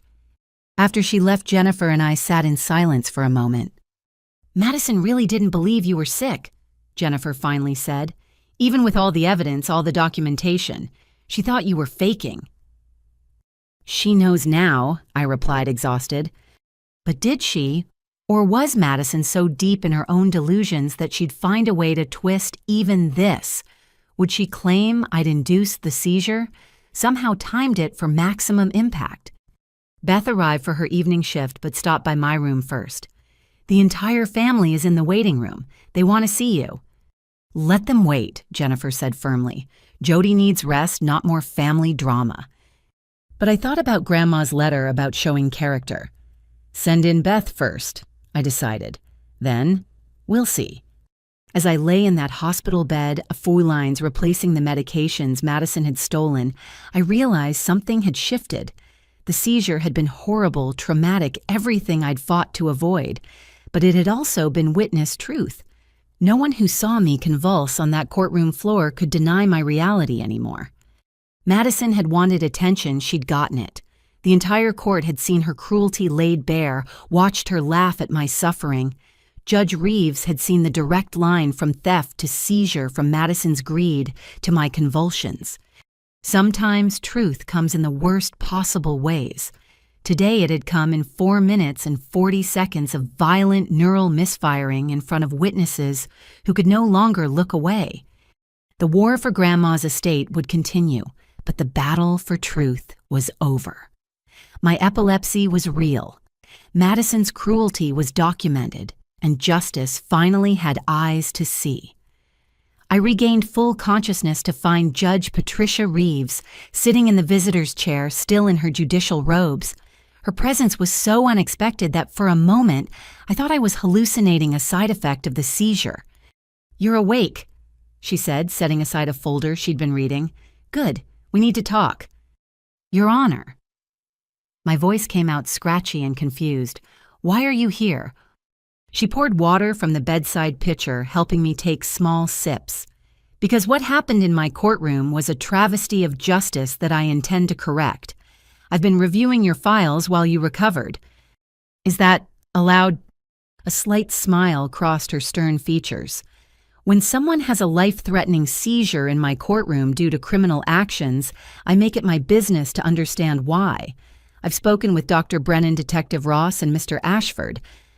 And your grandmother was a very wise woman. She pulled out a document. I recognized the sealed letter Mr. Ashford had mentioned. She anticipated this exact scenario. May I nodded, curiosity overcoming exhaustion. Judge Reeves broke the seal and began reading aloud. To the presiding judge over my estate. If you are reading this, then my worst fears have been realized. A family member has committed acts of medical endangerment against another family member, likely Madison against Jody. I write this with full mental capacity and deep sorrow. I have enclosed evidence collected over 3 years of Madison's pattern of prescription theft targeting vulnerable individuals. I hired private investigators and maintained detailed records because I knew the family would enable her behavior rather than face hard truths. My estate distribution was designed as a trap for give an old woman her theatrical tendencies. I needed Madison to reveal her true nature in a legal setting, where it could not be ignored or excused. The language about character was deliberately vague to encourage her to act out her worst impulses. If Jody has suffered medical harm due to Madison's actions, I direct that the entire estate be placed in trust for her exclusive benefit, not as favoritism, but as justice. She will need resources to recover from what the family has allowed to happen. To Madison, should she read this, I loved you, but I could not save you from yourself. Your parents' enabling made you bold, but consequences were always going to find you. To Jody, you were the only one who never asked me for money, who visited without agenda, who saw me as a grandmother rather than a bank account. Take the resources I leave and build a life free from those who would harm you. You deserve peace. Signed and witnessed, Dorothy Matthews. The silence after Judge Reeves finished reading was profound. My grandmother had orchestrated all of this, the vague will, the character test, even anticipating that Madison would escalate to the point of causing me physical harm. There's more, Judge Reeves said, pulling out photographs and documents. Your grandmother's private investigator documented 12 victims over 3 years. She built a federal case and left it dormant, waiting. Why didn't she act on it while alive? Would you have believed her? Would the family? Judge Reeves shook her head. She knew Madison would have to expose herself completely before anyone would accept the truth. She just hoped it wouldn't cost you so much. Dr. Brennan knocked and entered. Jody, your blood tests show you'll need to stay overnight. The seizure depleted your medication reserves significantly. I'll stay until she's released, Judge Reeves announced, shocking both of us. Your Honor, that's not necessary. Ms. Matthews, you had a seizure in my courtroom because I allowed a criminal to participate in proceedings. I failed in my duty to protect you. The least I can do is ensure you're safe now. Dr. Brennan and Judge Reeves exchanged a look of understanding before the doctor left. Once alone, the judge's professional mask slipped slightly. I had a daughter with epilepsy, she said quietly. Lost her 15 years ago to SUDEP's sudden, unexpected death in epilepsy patients. She was 22. I'm so sorry. She died because her roommate had been stealing her medication to sell. By the time we realized what was happening, her seizures were out of control. She straightened in her chair. So you see, this case is personal for me. Madison's cruelty, your family's enabling, I've seen where it leads. We sat in comfortable silence until Jennifer arrived with updates. Madison's lawyer is trying to claim diminished capacity due to addiction issues. Says she's a victim too. Judge Reeves' expression hardened. She laughed while Ms. Matthews seized. That's not addiction, that's sadism. The prosecutor agrees. They're moving forward with the attempted murder charge plus 23 counts of prescription fraud. Jennifer consulted her notes. Also, the other victims want to testify at the estate hearing. "I'll allow it," Judge Reeves said immediately. "Madison's crimes are directly relevant to the character assessment Dorothy Matthews required." A knock interrupted us. Beth peered in. "Jody, your parents are insisting on seeing you. They're agitated." "Let them in." I decided, feeling protected with the judge and Jennifer present. Mom and Dad entered looking like strangers wearing familiar faces. The confident parents who'd orchestrated an intervention just days ago were gone, replaced by hollow-eyed people facing the consequences of their choices. Jody, Mom started, then noticed Judge Reeves. "Your Honor, we didn't expect." "Sit," Judge Reeves commanded. They sat. "Do you understand that your daughter nearly died today?" "She's always been dramatic about her condition," Dad said automatically, then blanched as he realized what he'd said. "Dramatic." Judge Reeves' voice could have frozen fire. "I watched her convulse for 4 minutes and 40 seconds. Is that dramatics, Mr. Matthews?" "We didn't mean—" "You enabled a prescription drug dealer who targeted your disabled daughter. You physically prevented her from retrieving stolen medication. You attempted to force her into unnecessary rehabilitation." The judge's litany was damning. "And even now, witnessing her in a hospital bed, you minimize her suffering." Mom was crying, but it felt performative. "We just wanted to help Madison. She's our daughter, too." "And that excuse is endangering Jody's life." "We didn't know," Dad protested. "Didn't know what?" I found my voice weak but clear. "That I have epilepsy. That medication prevents seizures. That Madison has a history of prescription theft you've been covering up since college." They couldn't meet my eyes. Judge Reeves pulled out her phone. "I'm calling security. Mr. and Mrs. Matthews, you're barred from this room. Any attempt to contact your daughter during her recovery will be considered witness intimidation." "You can't," Dad started. "I can, and I will. You participated in the systematic medical abuse of your daughter. You're lucky you're not under arrest yourselves." She stood every inch the authority figure. "Leave now." They left Mom sobbing more genuinely now Dad's shoulders slumped in defeat. But even then, neither apologized to me. Neither acknowledged what they'd done. "They'll never understand," I said once they were gone. "In their minds, they're still the victims." "Enablers usually see themselves that way," Judge Reeves agreed. "But their understanding isn't required for justice." The rest of the evening passed quietly. Judge Reeves worked on her laptop while I dozed, the post-seizure exhaustion overwhelming. When I woke, she was reading Grandma's investigative files, her expression growing more severe with each page. "Your grandmother documented everything," she said when she noticed I was awake.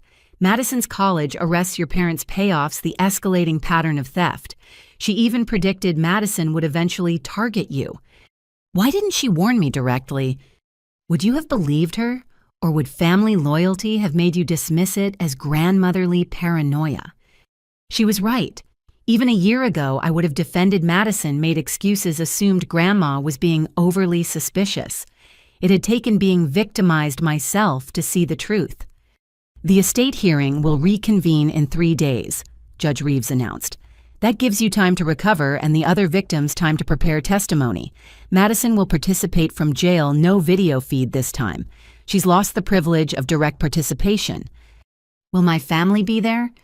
"They have the right to attend, but they'll be under strict behavioral orders. One word minimizing your condition or defending Madison and they'll be removed." She closed the laptop. "Justice may be blind, but she's not stupid. What your family did to you was unconscionable." As visiting hours ended, Judge Reeves prepared to leave. "I'll have security posted overnight. You're safe here." "Thank you," I said, meaning more than just the security. "For believing me, for staying, for caring." "Thank your grandmother," she replied. "She made sure someone would." Alone finally, I thought about Grandma's letter. She'd called me the only one who visited without agenda, who saw her as a grandmother rather than a bank account. But she'd been orchestrating this complex trap the entire time, seeing moves ahead like a chess master. Had she known it would cost me a public seizure?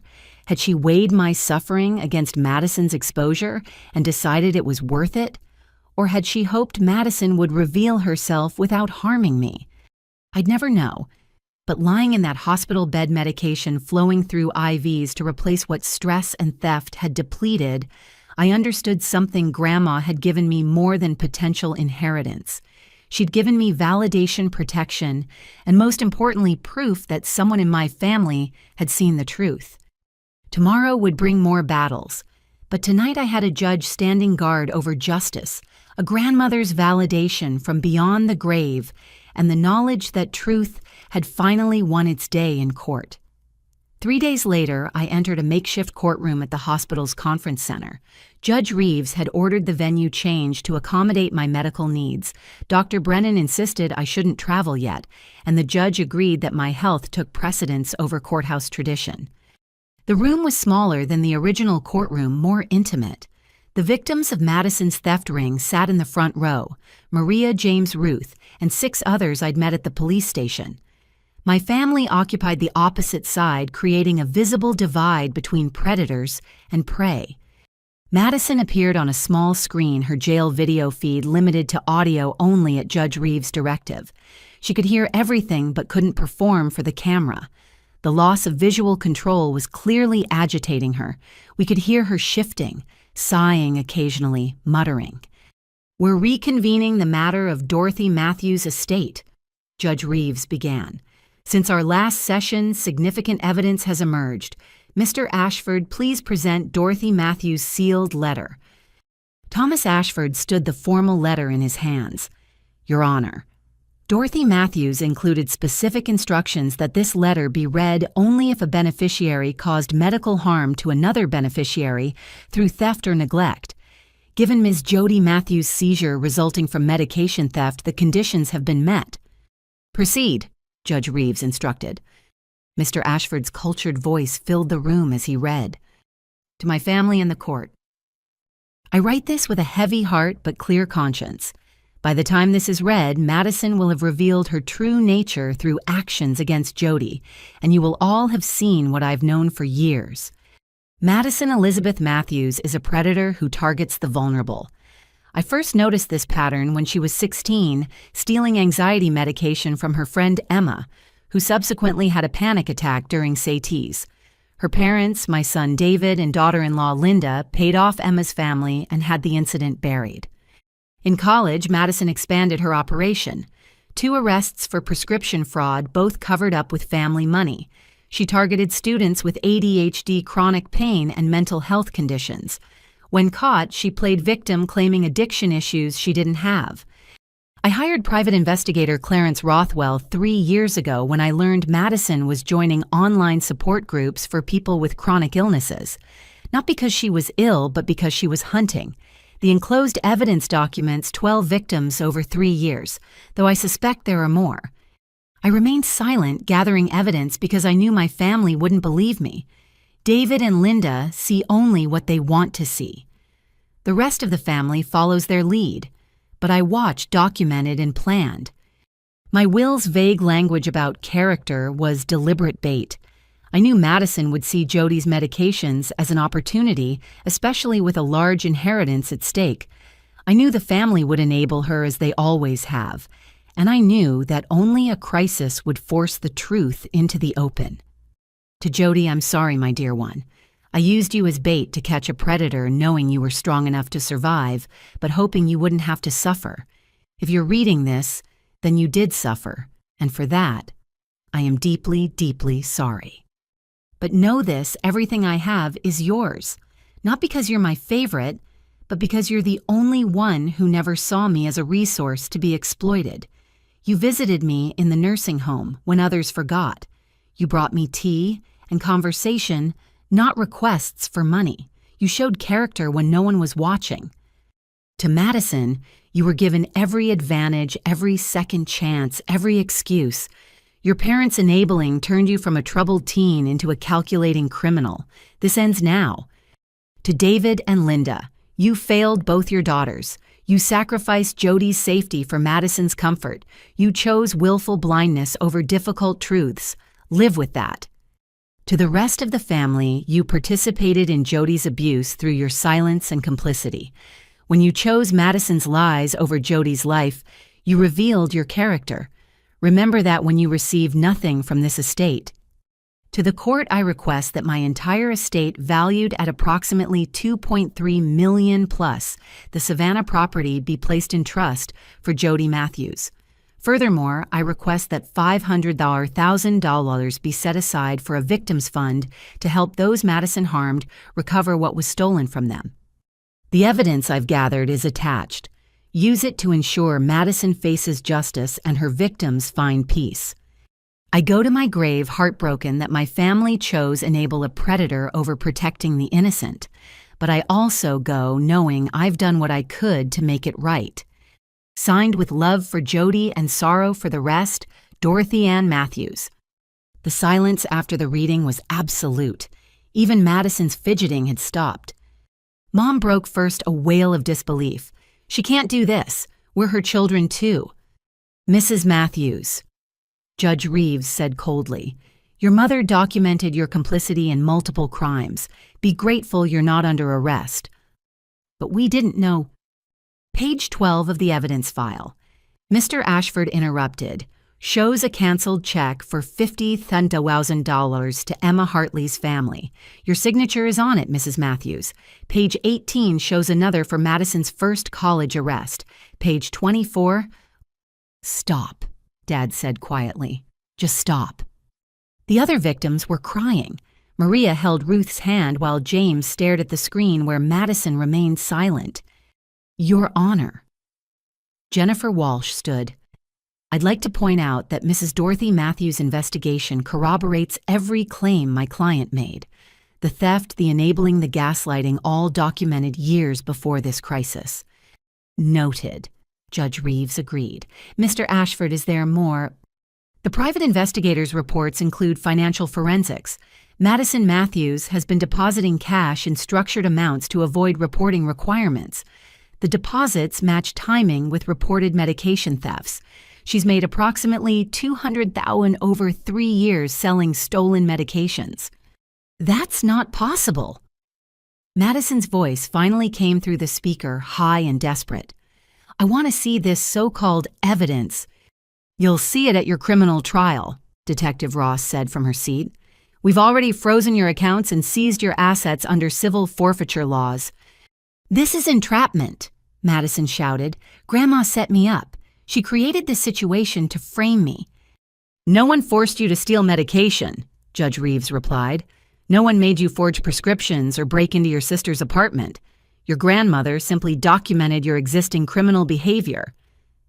Jody's lying. She's always been jealous. Ms. Matthews. The judge's voice cut like a blade. I personally witnessed your sister have a grand mal seizure that lasted 4 minutes and 40 seconds. I watched her convulse on my courtroom floor while you laughed. Do not insult this court by claiming she was performing. Madison went silent again. Your Honor. Mr. Ashford continued, there's one more component. Mrs. Dorothy Matthews recorded a video message for Jody to be played after the letter was read. A laptop was produced, and Grandma's face filled the screen. She looked older than I remembered, frailer, but her eyes were sharp as ever. My darling Jody, her recorded voice said, and I started crying. If you're watching this, then I'm gone, and the family has shown their true colors. I want you to know that every word in my letter is true, but also that my love for you is real. You were the only grandchild who saw me as a person, not a wallet. When I was moved to the nursing home, forgotten by most, you came every week. You brought me tea and gossip and photos of your design work. You never once asked for money or favors. I watched Madison target you with growing alarm, saw her interest in your medication, her calculated questions. I knew what was coming, but hoped I was wrong. I'm sorry I couldn't protect you directly. But I could protect your future. The estate is yours, my dear. Use it to build a life free from those who would harm you. The house in Savannah has a beautiful studio with north-facing windows perfect for your design work. There's a garden where you can grow the purple flowers you love. Don't feel guilty about the family's reaction. They made their choices. David and Linda chose to enable a predator. The others chose comfortable lies over uncomfortable truths. You chose to survive despite them. Be happy, my dear one. Take your medication, follow your dreams, and know that one person in this family saw your worth. All my love, Grandma. The video ended. I was sobbing, but they were complicated tears. Grief, validation, love, and loss all mingled together. The letter and video speak for themselves, Mr. Ashford said. Dorothy Matthews' intent is clear. Her evidence is comprehensive. Her wishes are unambiguous. Does anyone wish to contest the will? Judge Reeves asked, though her tone suggested they shouldn't. Dad looked at Mom, who looked at the screen where Madison sat in jail orange. None of them spoke. Then I'm prepared to rule, the judge said. Based on the evidence presented, including documented theft, fraud, and medical endangerment, I find that Madison Matthews has demonstrated character deserving of disinheritance. I find that David and Linda Matthews enabled criminal behavior that endangered their daughter's life. I find that Jody Matthews is the sole beneficiary who meets Dorothy Matthews' character requirements. She paused, looking directly at my parents. I further find that Dorothy Matthews' investigation materials warrant criminal referral. Detective Ross, please coordinate with the district attorney regarding charges against David and Linda Matthews for accessory to prescription fraud. What? Mom gasped. You paid to cover up crimes. You enabled continued victimization. You physically prevented Jody from recovering stolen medication. Judge Reeves' voice was implacable. Actions have consequences. Your Honor. Maria Gonzalez stood from the victims section. What about the victims' fund mentioned in the letter? Mr. Ashford will establish the fund immediately. Each documented victim will receive compensation for medical costs, lost wages, and suffering. The judge looked at each victim. Mrs. Matthews couldn't undo what her granddaughter did, but she tried to make amends. As the hearing concluded, my family filed out in silence. No apologies, no acknowledgement, just defeat and resentment. Madison's screen went dark without a word. But the victims stayed surrounding me with the warmth my blood family had never provided. Your grandmother was amazing, Ruth said, to plan all this to make sure you were protected. She saved us all, James added. Without her investigation, Madison would still be hunting. I clutched the USB drive Mr. Ashford had given me, a copy of Grandma's video and all her notes about me, the granddaughter she'd loved enough to protect from beyond the grave. The estate was mine, but more importantly, the truth was finally and fully revealed. Grandma had orchestrated the ultimate revelation of character, and in the end, love had triumphed over greed, truth over lies, and justice over enabling. I thought about the purple flowers I'd plant in her Savannah garden. Each bloom would be a reminder that someone in my family had chosen me, had seen my worth, had loved me enough to plan this elaborate protection. Grandma was gone, but her love and justice would bloom forever in that garden. The hospital lobby erupted into chaos the moment we exited the conference room. Madison had somehow coordinated her lawyer to file an emergency motion, and process servers were waiting. But so were Detective Ross and 4 uniformed officers. Madison Matthews is already in custody, Detective Ross announced as Madison's lawyer approached me with papers, and I have warrants for David and Linda Matthews. My parents, who'd been heading for the exit, froze. Dad's face went ashen while Mom clutched her designer purse like a shield. This is ridiculous, Dad blustered. We're leaving. No, sir, you're not. Detective Ross nodded to the officers. David Matthews, Linda Matthews, you're under arrest for accessory to prescription fraud, obstruction of justice, and conspiracy to commit medical endangerment. The arrest unfolded with surreal efficiency. Rights were read while hospital visitors pretended not to stare. Mom's careful composure finally cracked completely. We were protecting our daughter, she screamed as handcuffs clicked around her wrists. What kind of mother doesn't protect her child? The kind who sacrifices one daughter for the other, Detective Ross replied evenly. As they were led away, Dad looked back at me once. For the first time in my life, I saw him actually see me, not as the problematic daughter with the inconvenient medical condition, but as the person they'd thrown away. The recognition lasted only a second before anger replaced it, but I'd seen it. "Jody, we need to go to the station," Detective Ross said once they were gone. Madison's apartment search revealed significant evidence. At the police station, Detective Ross led me to a conference room where boxes of evidence lined the walls. Each one was labeled with dates and victim names, a cardboard monument to Madison's crimes. "Your sister was meticulous," she said, pulling out a leather journal. "She kept records of everything: victims' medications, stolen street prices, profit margins. She ran this like a business." I opened the journal with trembling hands.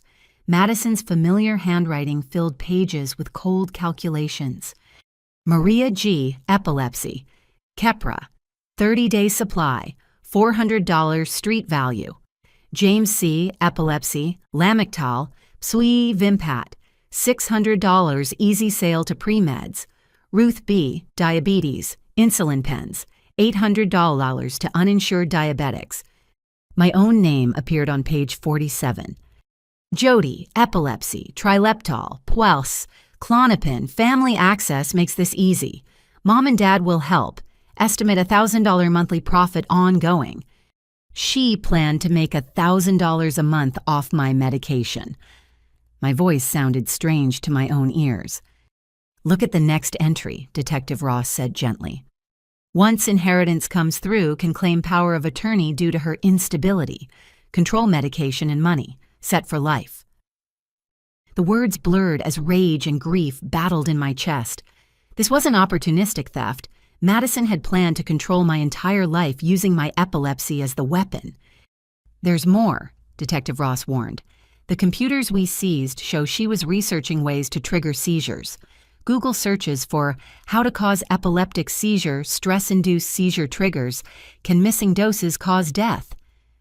I had to sit down. She was trying to kill me or incapacitate you enough to gain control. She'd bookmarked articles about epileptics who died from seizures, focusing on the inheritance implications. "How long?" I whispered. "The earliest searches date back 2 years, around the time your grandmother updated her will." 2 years. Madison had been planning this for 2 years, studying my condition, like a predator, learning its prey's weaknesses. Jennifer Walsh arrived as I was processing this horror. The criminal case just got stronger. Madison's lawyer is already negotiating a plea deal. "No," I said firmly. "No deals. I want a trial. I want everyone to know what she did." "That's your right," Jennifer agreed. "But you should know your parents' lawyers are trying to claim coercion. They say Madison manipulated them." "Show them this." Detective Ross handed over another evidence box. "Bank records showing your parents knew exactly what they were funding." The records were damning. Regular transfers to Madison labeled medical expenses that coincided with her victim payoffs, checks to lawyers after each arrest, even payments to a private investigator not to investigate Madison, but to investigate me for signs of prescription abuse. They hired someone to prove I was an addict. The betrayal deepened with each revelation. "The PI found nothing because there was nothing to find," Detective Ross said. "But they kept paying him to watch you document your pharmacy visits, track your doctors. They were building a case to have you declared incompetent." That's when the final piece clicked. The intervention. They were going to use that as evidence. 15 family witnesses ready to testify about your addiction, Madison controlling the narrative and parents pushing for guardianship. Jennifer's expression was grim. If you hadn't stood your ground, you'd be in a facility right now with Madison controlling your medication and inheritance. Maria Gonzalez knocked and entered. "Sorry to interrupt, but the victims group wanted you to see this." She handed me a printed news article. "Local woman exposed as leader of prescription theft ring." The headline read, The article detailed Madison's arrest, the victim count, and the inheritance dispute that had exposed it all. But what caught my attention was the sidebar, Epilepsy Awareness: How Medication Theft Endangers Lives, featuring quotes from Dr. Brennan about the critical nature of consistent medication. It's gone viral, Maria explained. Other victims are coming forward.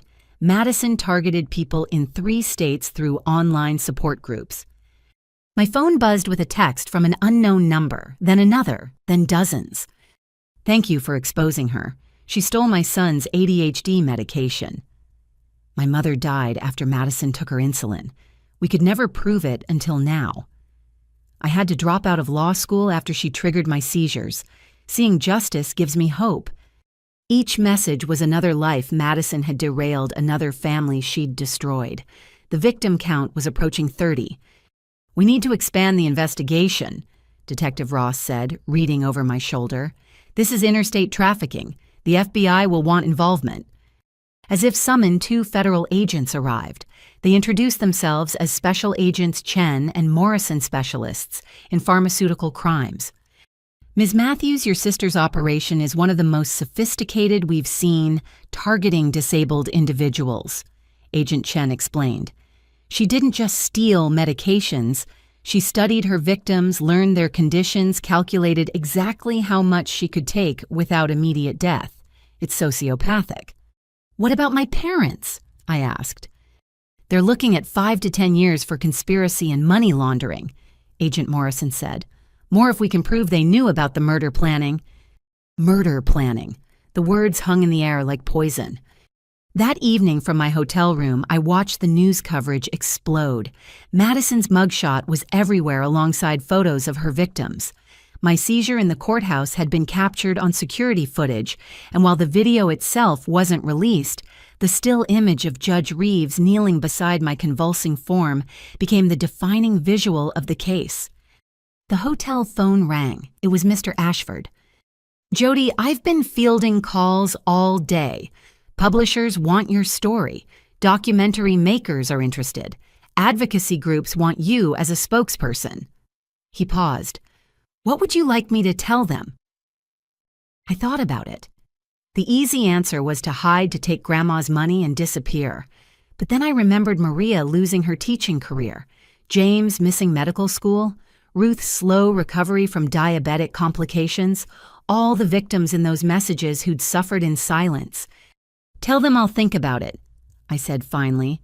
But first, I want to make sure the victims' fund is established. Every penny of restitution should go to the people Madison hurt. Your grandmother would be proud, he said softly. She always said you had the strongest character in the family. That night, unable to sleep, I read through more of Madison's journal. Between the cold calculations were glimpses of her twisted logic. Jody doesn't appreciate what she has.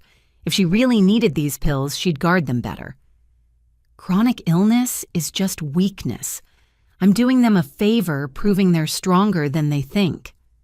Why should defective people get all the sympathy? I'm the one struggling to build a business. Defective. That's how she saw us. Not as people with medical conditions, but as defective products to be exploited. My phone rang at 2 a.m, Beth calling from her night shift. Jody, I'm sorry to call so late, but Madison's in the hospital. Apparent suicide attempt in jail. My first feeling was numbness, then anger. Even now, she was trying to control the narrative to become the victim. Is she okay? I asked because I had to. She'll survive. Superficial cuts likely for attention rather than actual harm. Beth paused. Your parents are demanding to see her, but they're still in custody themselves. The cycle of enabling threatened to begin again, even from jail cells. But this time, the system was watching. Thanks for letting me know, I told Beth. But I'm done worrying about Madison. She's made her choices. As dawn broke, I stood at my hotel window watching the city wake up. Somewhere out there, 30-plus victims were living with the consequences of Madison's greed. Some had rebuilt their lives. Others were still struggling. All deserved better than what my family had given them. Detective Ross called with one final revelation. We found Grandma Dorothy's complete files at Madison's apartment. She'd stolen them from the estate lawyer's office trying to find leverage. But Jody, Your grandmother documented every kind thing you ever did. Every visit, every conversation, every gesture of genuine love. She has photos of you bringing her tea recordings, of you reading to her notes about your design work. She loved you more than you know. I cried then, not from pain, but from the overwhelming knowledge that someone had seen me, really seen me, and found me worthy of protection and love. The arrests were complete. The revelations had all come to light. Madison faced decades in prison, my parents faced their own sentences, and 30 victims finally had validation. But most importantly, Grandma's truth had prevailed. She'd known that justice delayed wasn't justice denied, it was justice prepared, documented, and delivered with receipts. The purple flowers in her Savannah garden would bloom after all. 3 months after the courtroom seizure that changed everything, I stood in the garden of Grandma Dorothy's Victorian house in Savannah. The morning sun filtered through Spanish moss hanging from ancient oak trees, and the purple flowers I'd planted were beginning to bloom. Each delicate petal felt like a promise, kept a life reclaimed. The house had become my sanctuary and unexpectedly a haven for others. What started as my retreat had evolved into something more meaningful, a healing space for those affected by medication theft and medical abuse. The morning glory is taking over the fence. Maria called from where she knelt among the herbs. She'd been staying in the guest house for 2 weeks, using the time to rebuild her teaching portfolio and prepare for job interviews. The seizure that had cost her career was now part of her story, not her shame. Let it climb, I replied, thinking of how we'd all learned to grow despite attempts to uproot us. Inside the formal dining room had been transformed into a meeting space. Every Thursday, victims of prescription theft gathered to share experiences and resources. Beth had helped establish protocols, Dr. Brennan provided medical oversight, and Jennifer Walsh offered legal guidance pro bono. We'd created what Madison had pretended to offer genuine community support. The doorbell chimed and I found James on the porch holding acceptance letters. 3 medical schools, he announced, tears streaming down his face. They all accepted me after reading my personal statement about overcoming medication theft. We celebrated with tea and Grandma's lavender cookies, the recipe found in her handwritten collection. The young man whose dreams Madison had nearly destroyed was proof that stolen futures could be reclaimed.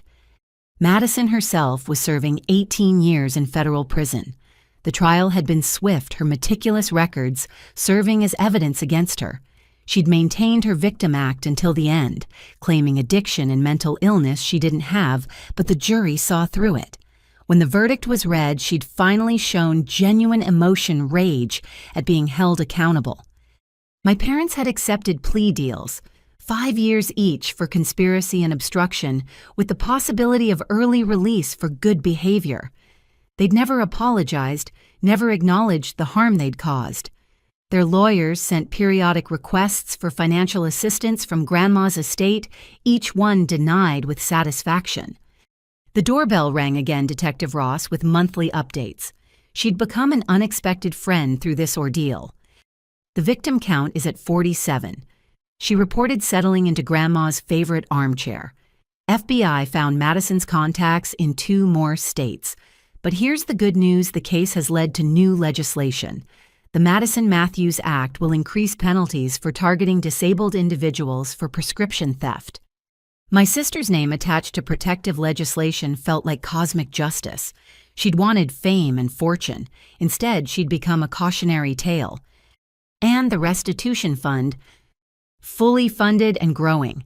Every victim has received compensation for medical costs and lost wages.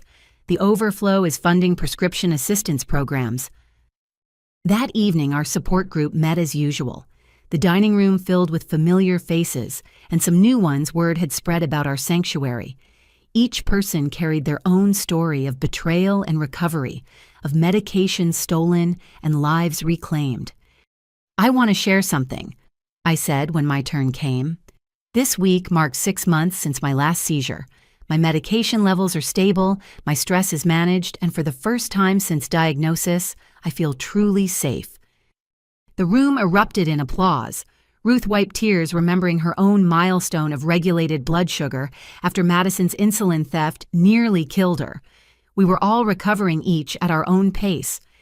I also want to announce that the documentary about our experiences has been picked up by a major network. I continued. All proceeds will go to the Victims Fund.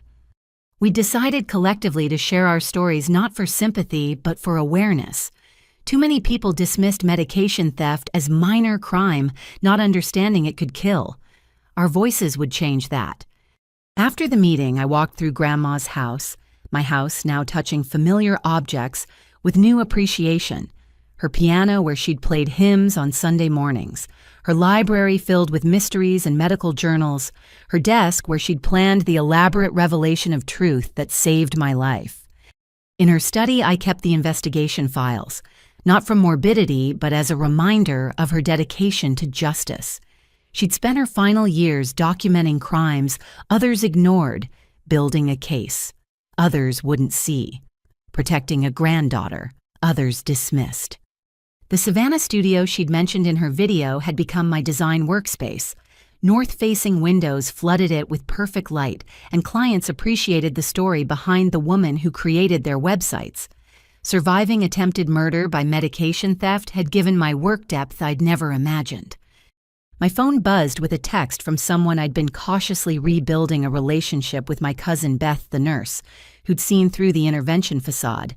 She'd become family in ways my parents never were, checking on my medication schedule and celebrating my seizure-free months. 6 months of healing deserves celebration, her text read. Dinner tomorrow, my treat. As night fell over Savannah, I sat on the porch swing where Grandma had spent her evenings. The purple flowers glowed in the moonlight, their fragrance carrying on the southern breeze. Somewhere, Madison sat in a cell, consequences finally finding her. My parents faced their own reckoning, and scattered across the country, 47 survivors were rebuilding lives she'd tried to steal. But here in Grandma's garden, surrounded by purple blooms and the ghosts of love that protected me even from the grave, I was more than a survivor. I was proof that truth prevails, that justice can bloom in the darkest soil, and that the vulnerable can become victorious. The seizure in the courtroom had been my lowest moment, convulsing while my sister laughed my body, betraying me in the most public way. But it had also been the catalyst for everything that followed. Judge Reeves often called to check on the Victims Fund, telling me that witnessing my seizure had changed how she viewed medical endangerment cases. My vulnerability in that moment had created lasting systemic change. Tomorrow would bring new challenges. Some victims still struggled with medical costs. Others faced ongoing health consequences from missed medications. The trauma of betrayal didn't vanish with justice served, but we faced it together, a chosen family forged in shared experience. As I prepared my evening medications, the routine that kept me stable and seizure-free, I thought about everyone who'd tried to steal this from me. Madison with her greed, my parents with their enabling, the family who'd gathered to gaslight me into submission. They'd all failed because one elderly woman had seen the truth and prepared for war. Thank you, Grandma, I whispered to the garden she'd promised I'd tend, for seeing me, protecting me, and teaching me that love is the ultimate justice. Inside, I turned on my computer to work on a new client's website, a nonprofit supporting disabled individuals. My story had opened doors to meaningful work I'd never imagined. Every project felt like extending Grandma's protection to others who needed it. The house settled around me with familiar creaks and sighs. In the morning, Maria would tend the garden while preparing for her interview. James would stop by with coffee and study for his MCAT retake. Ruth would call with updates on the diabetes support group she'd started. We'd built something beautiful from the ashes of what Madison had burned. My medication alarm chimed evening doses taken religiously, never again vulnerable to theft. As I swallowed the pills that kept my brain stable, I smiled.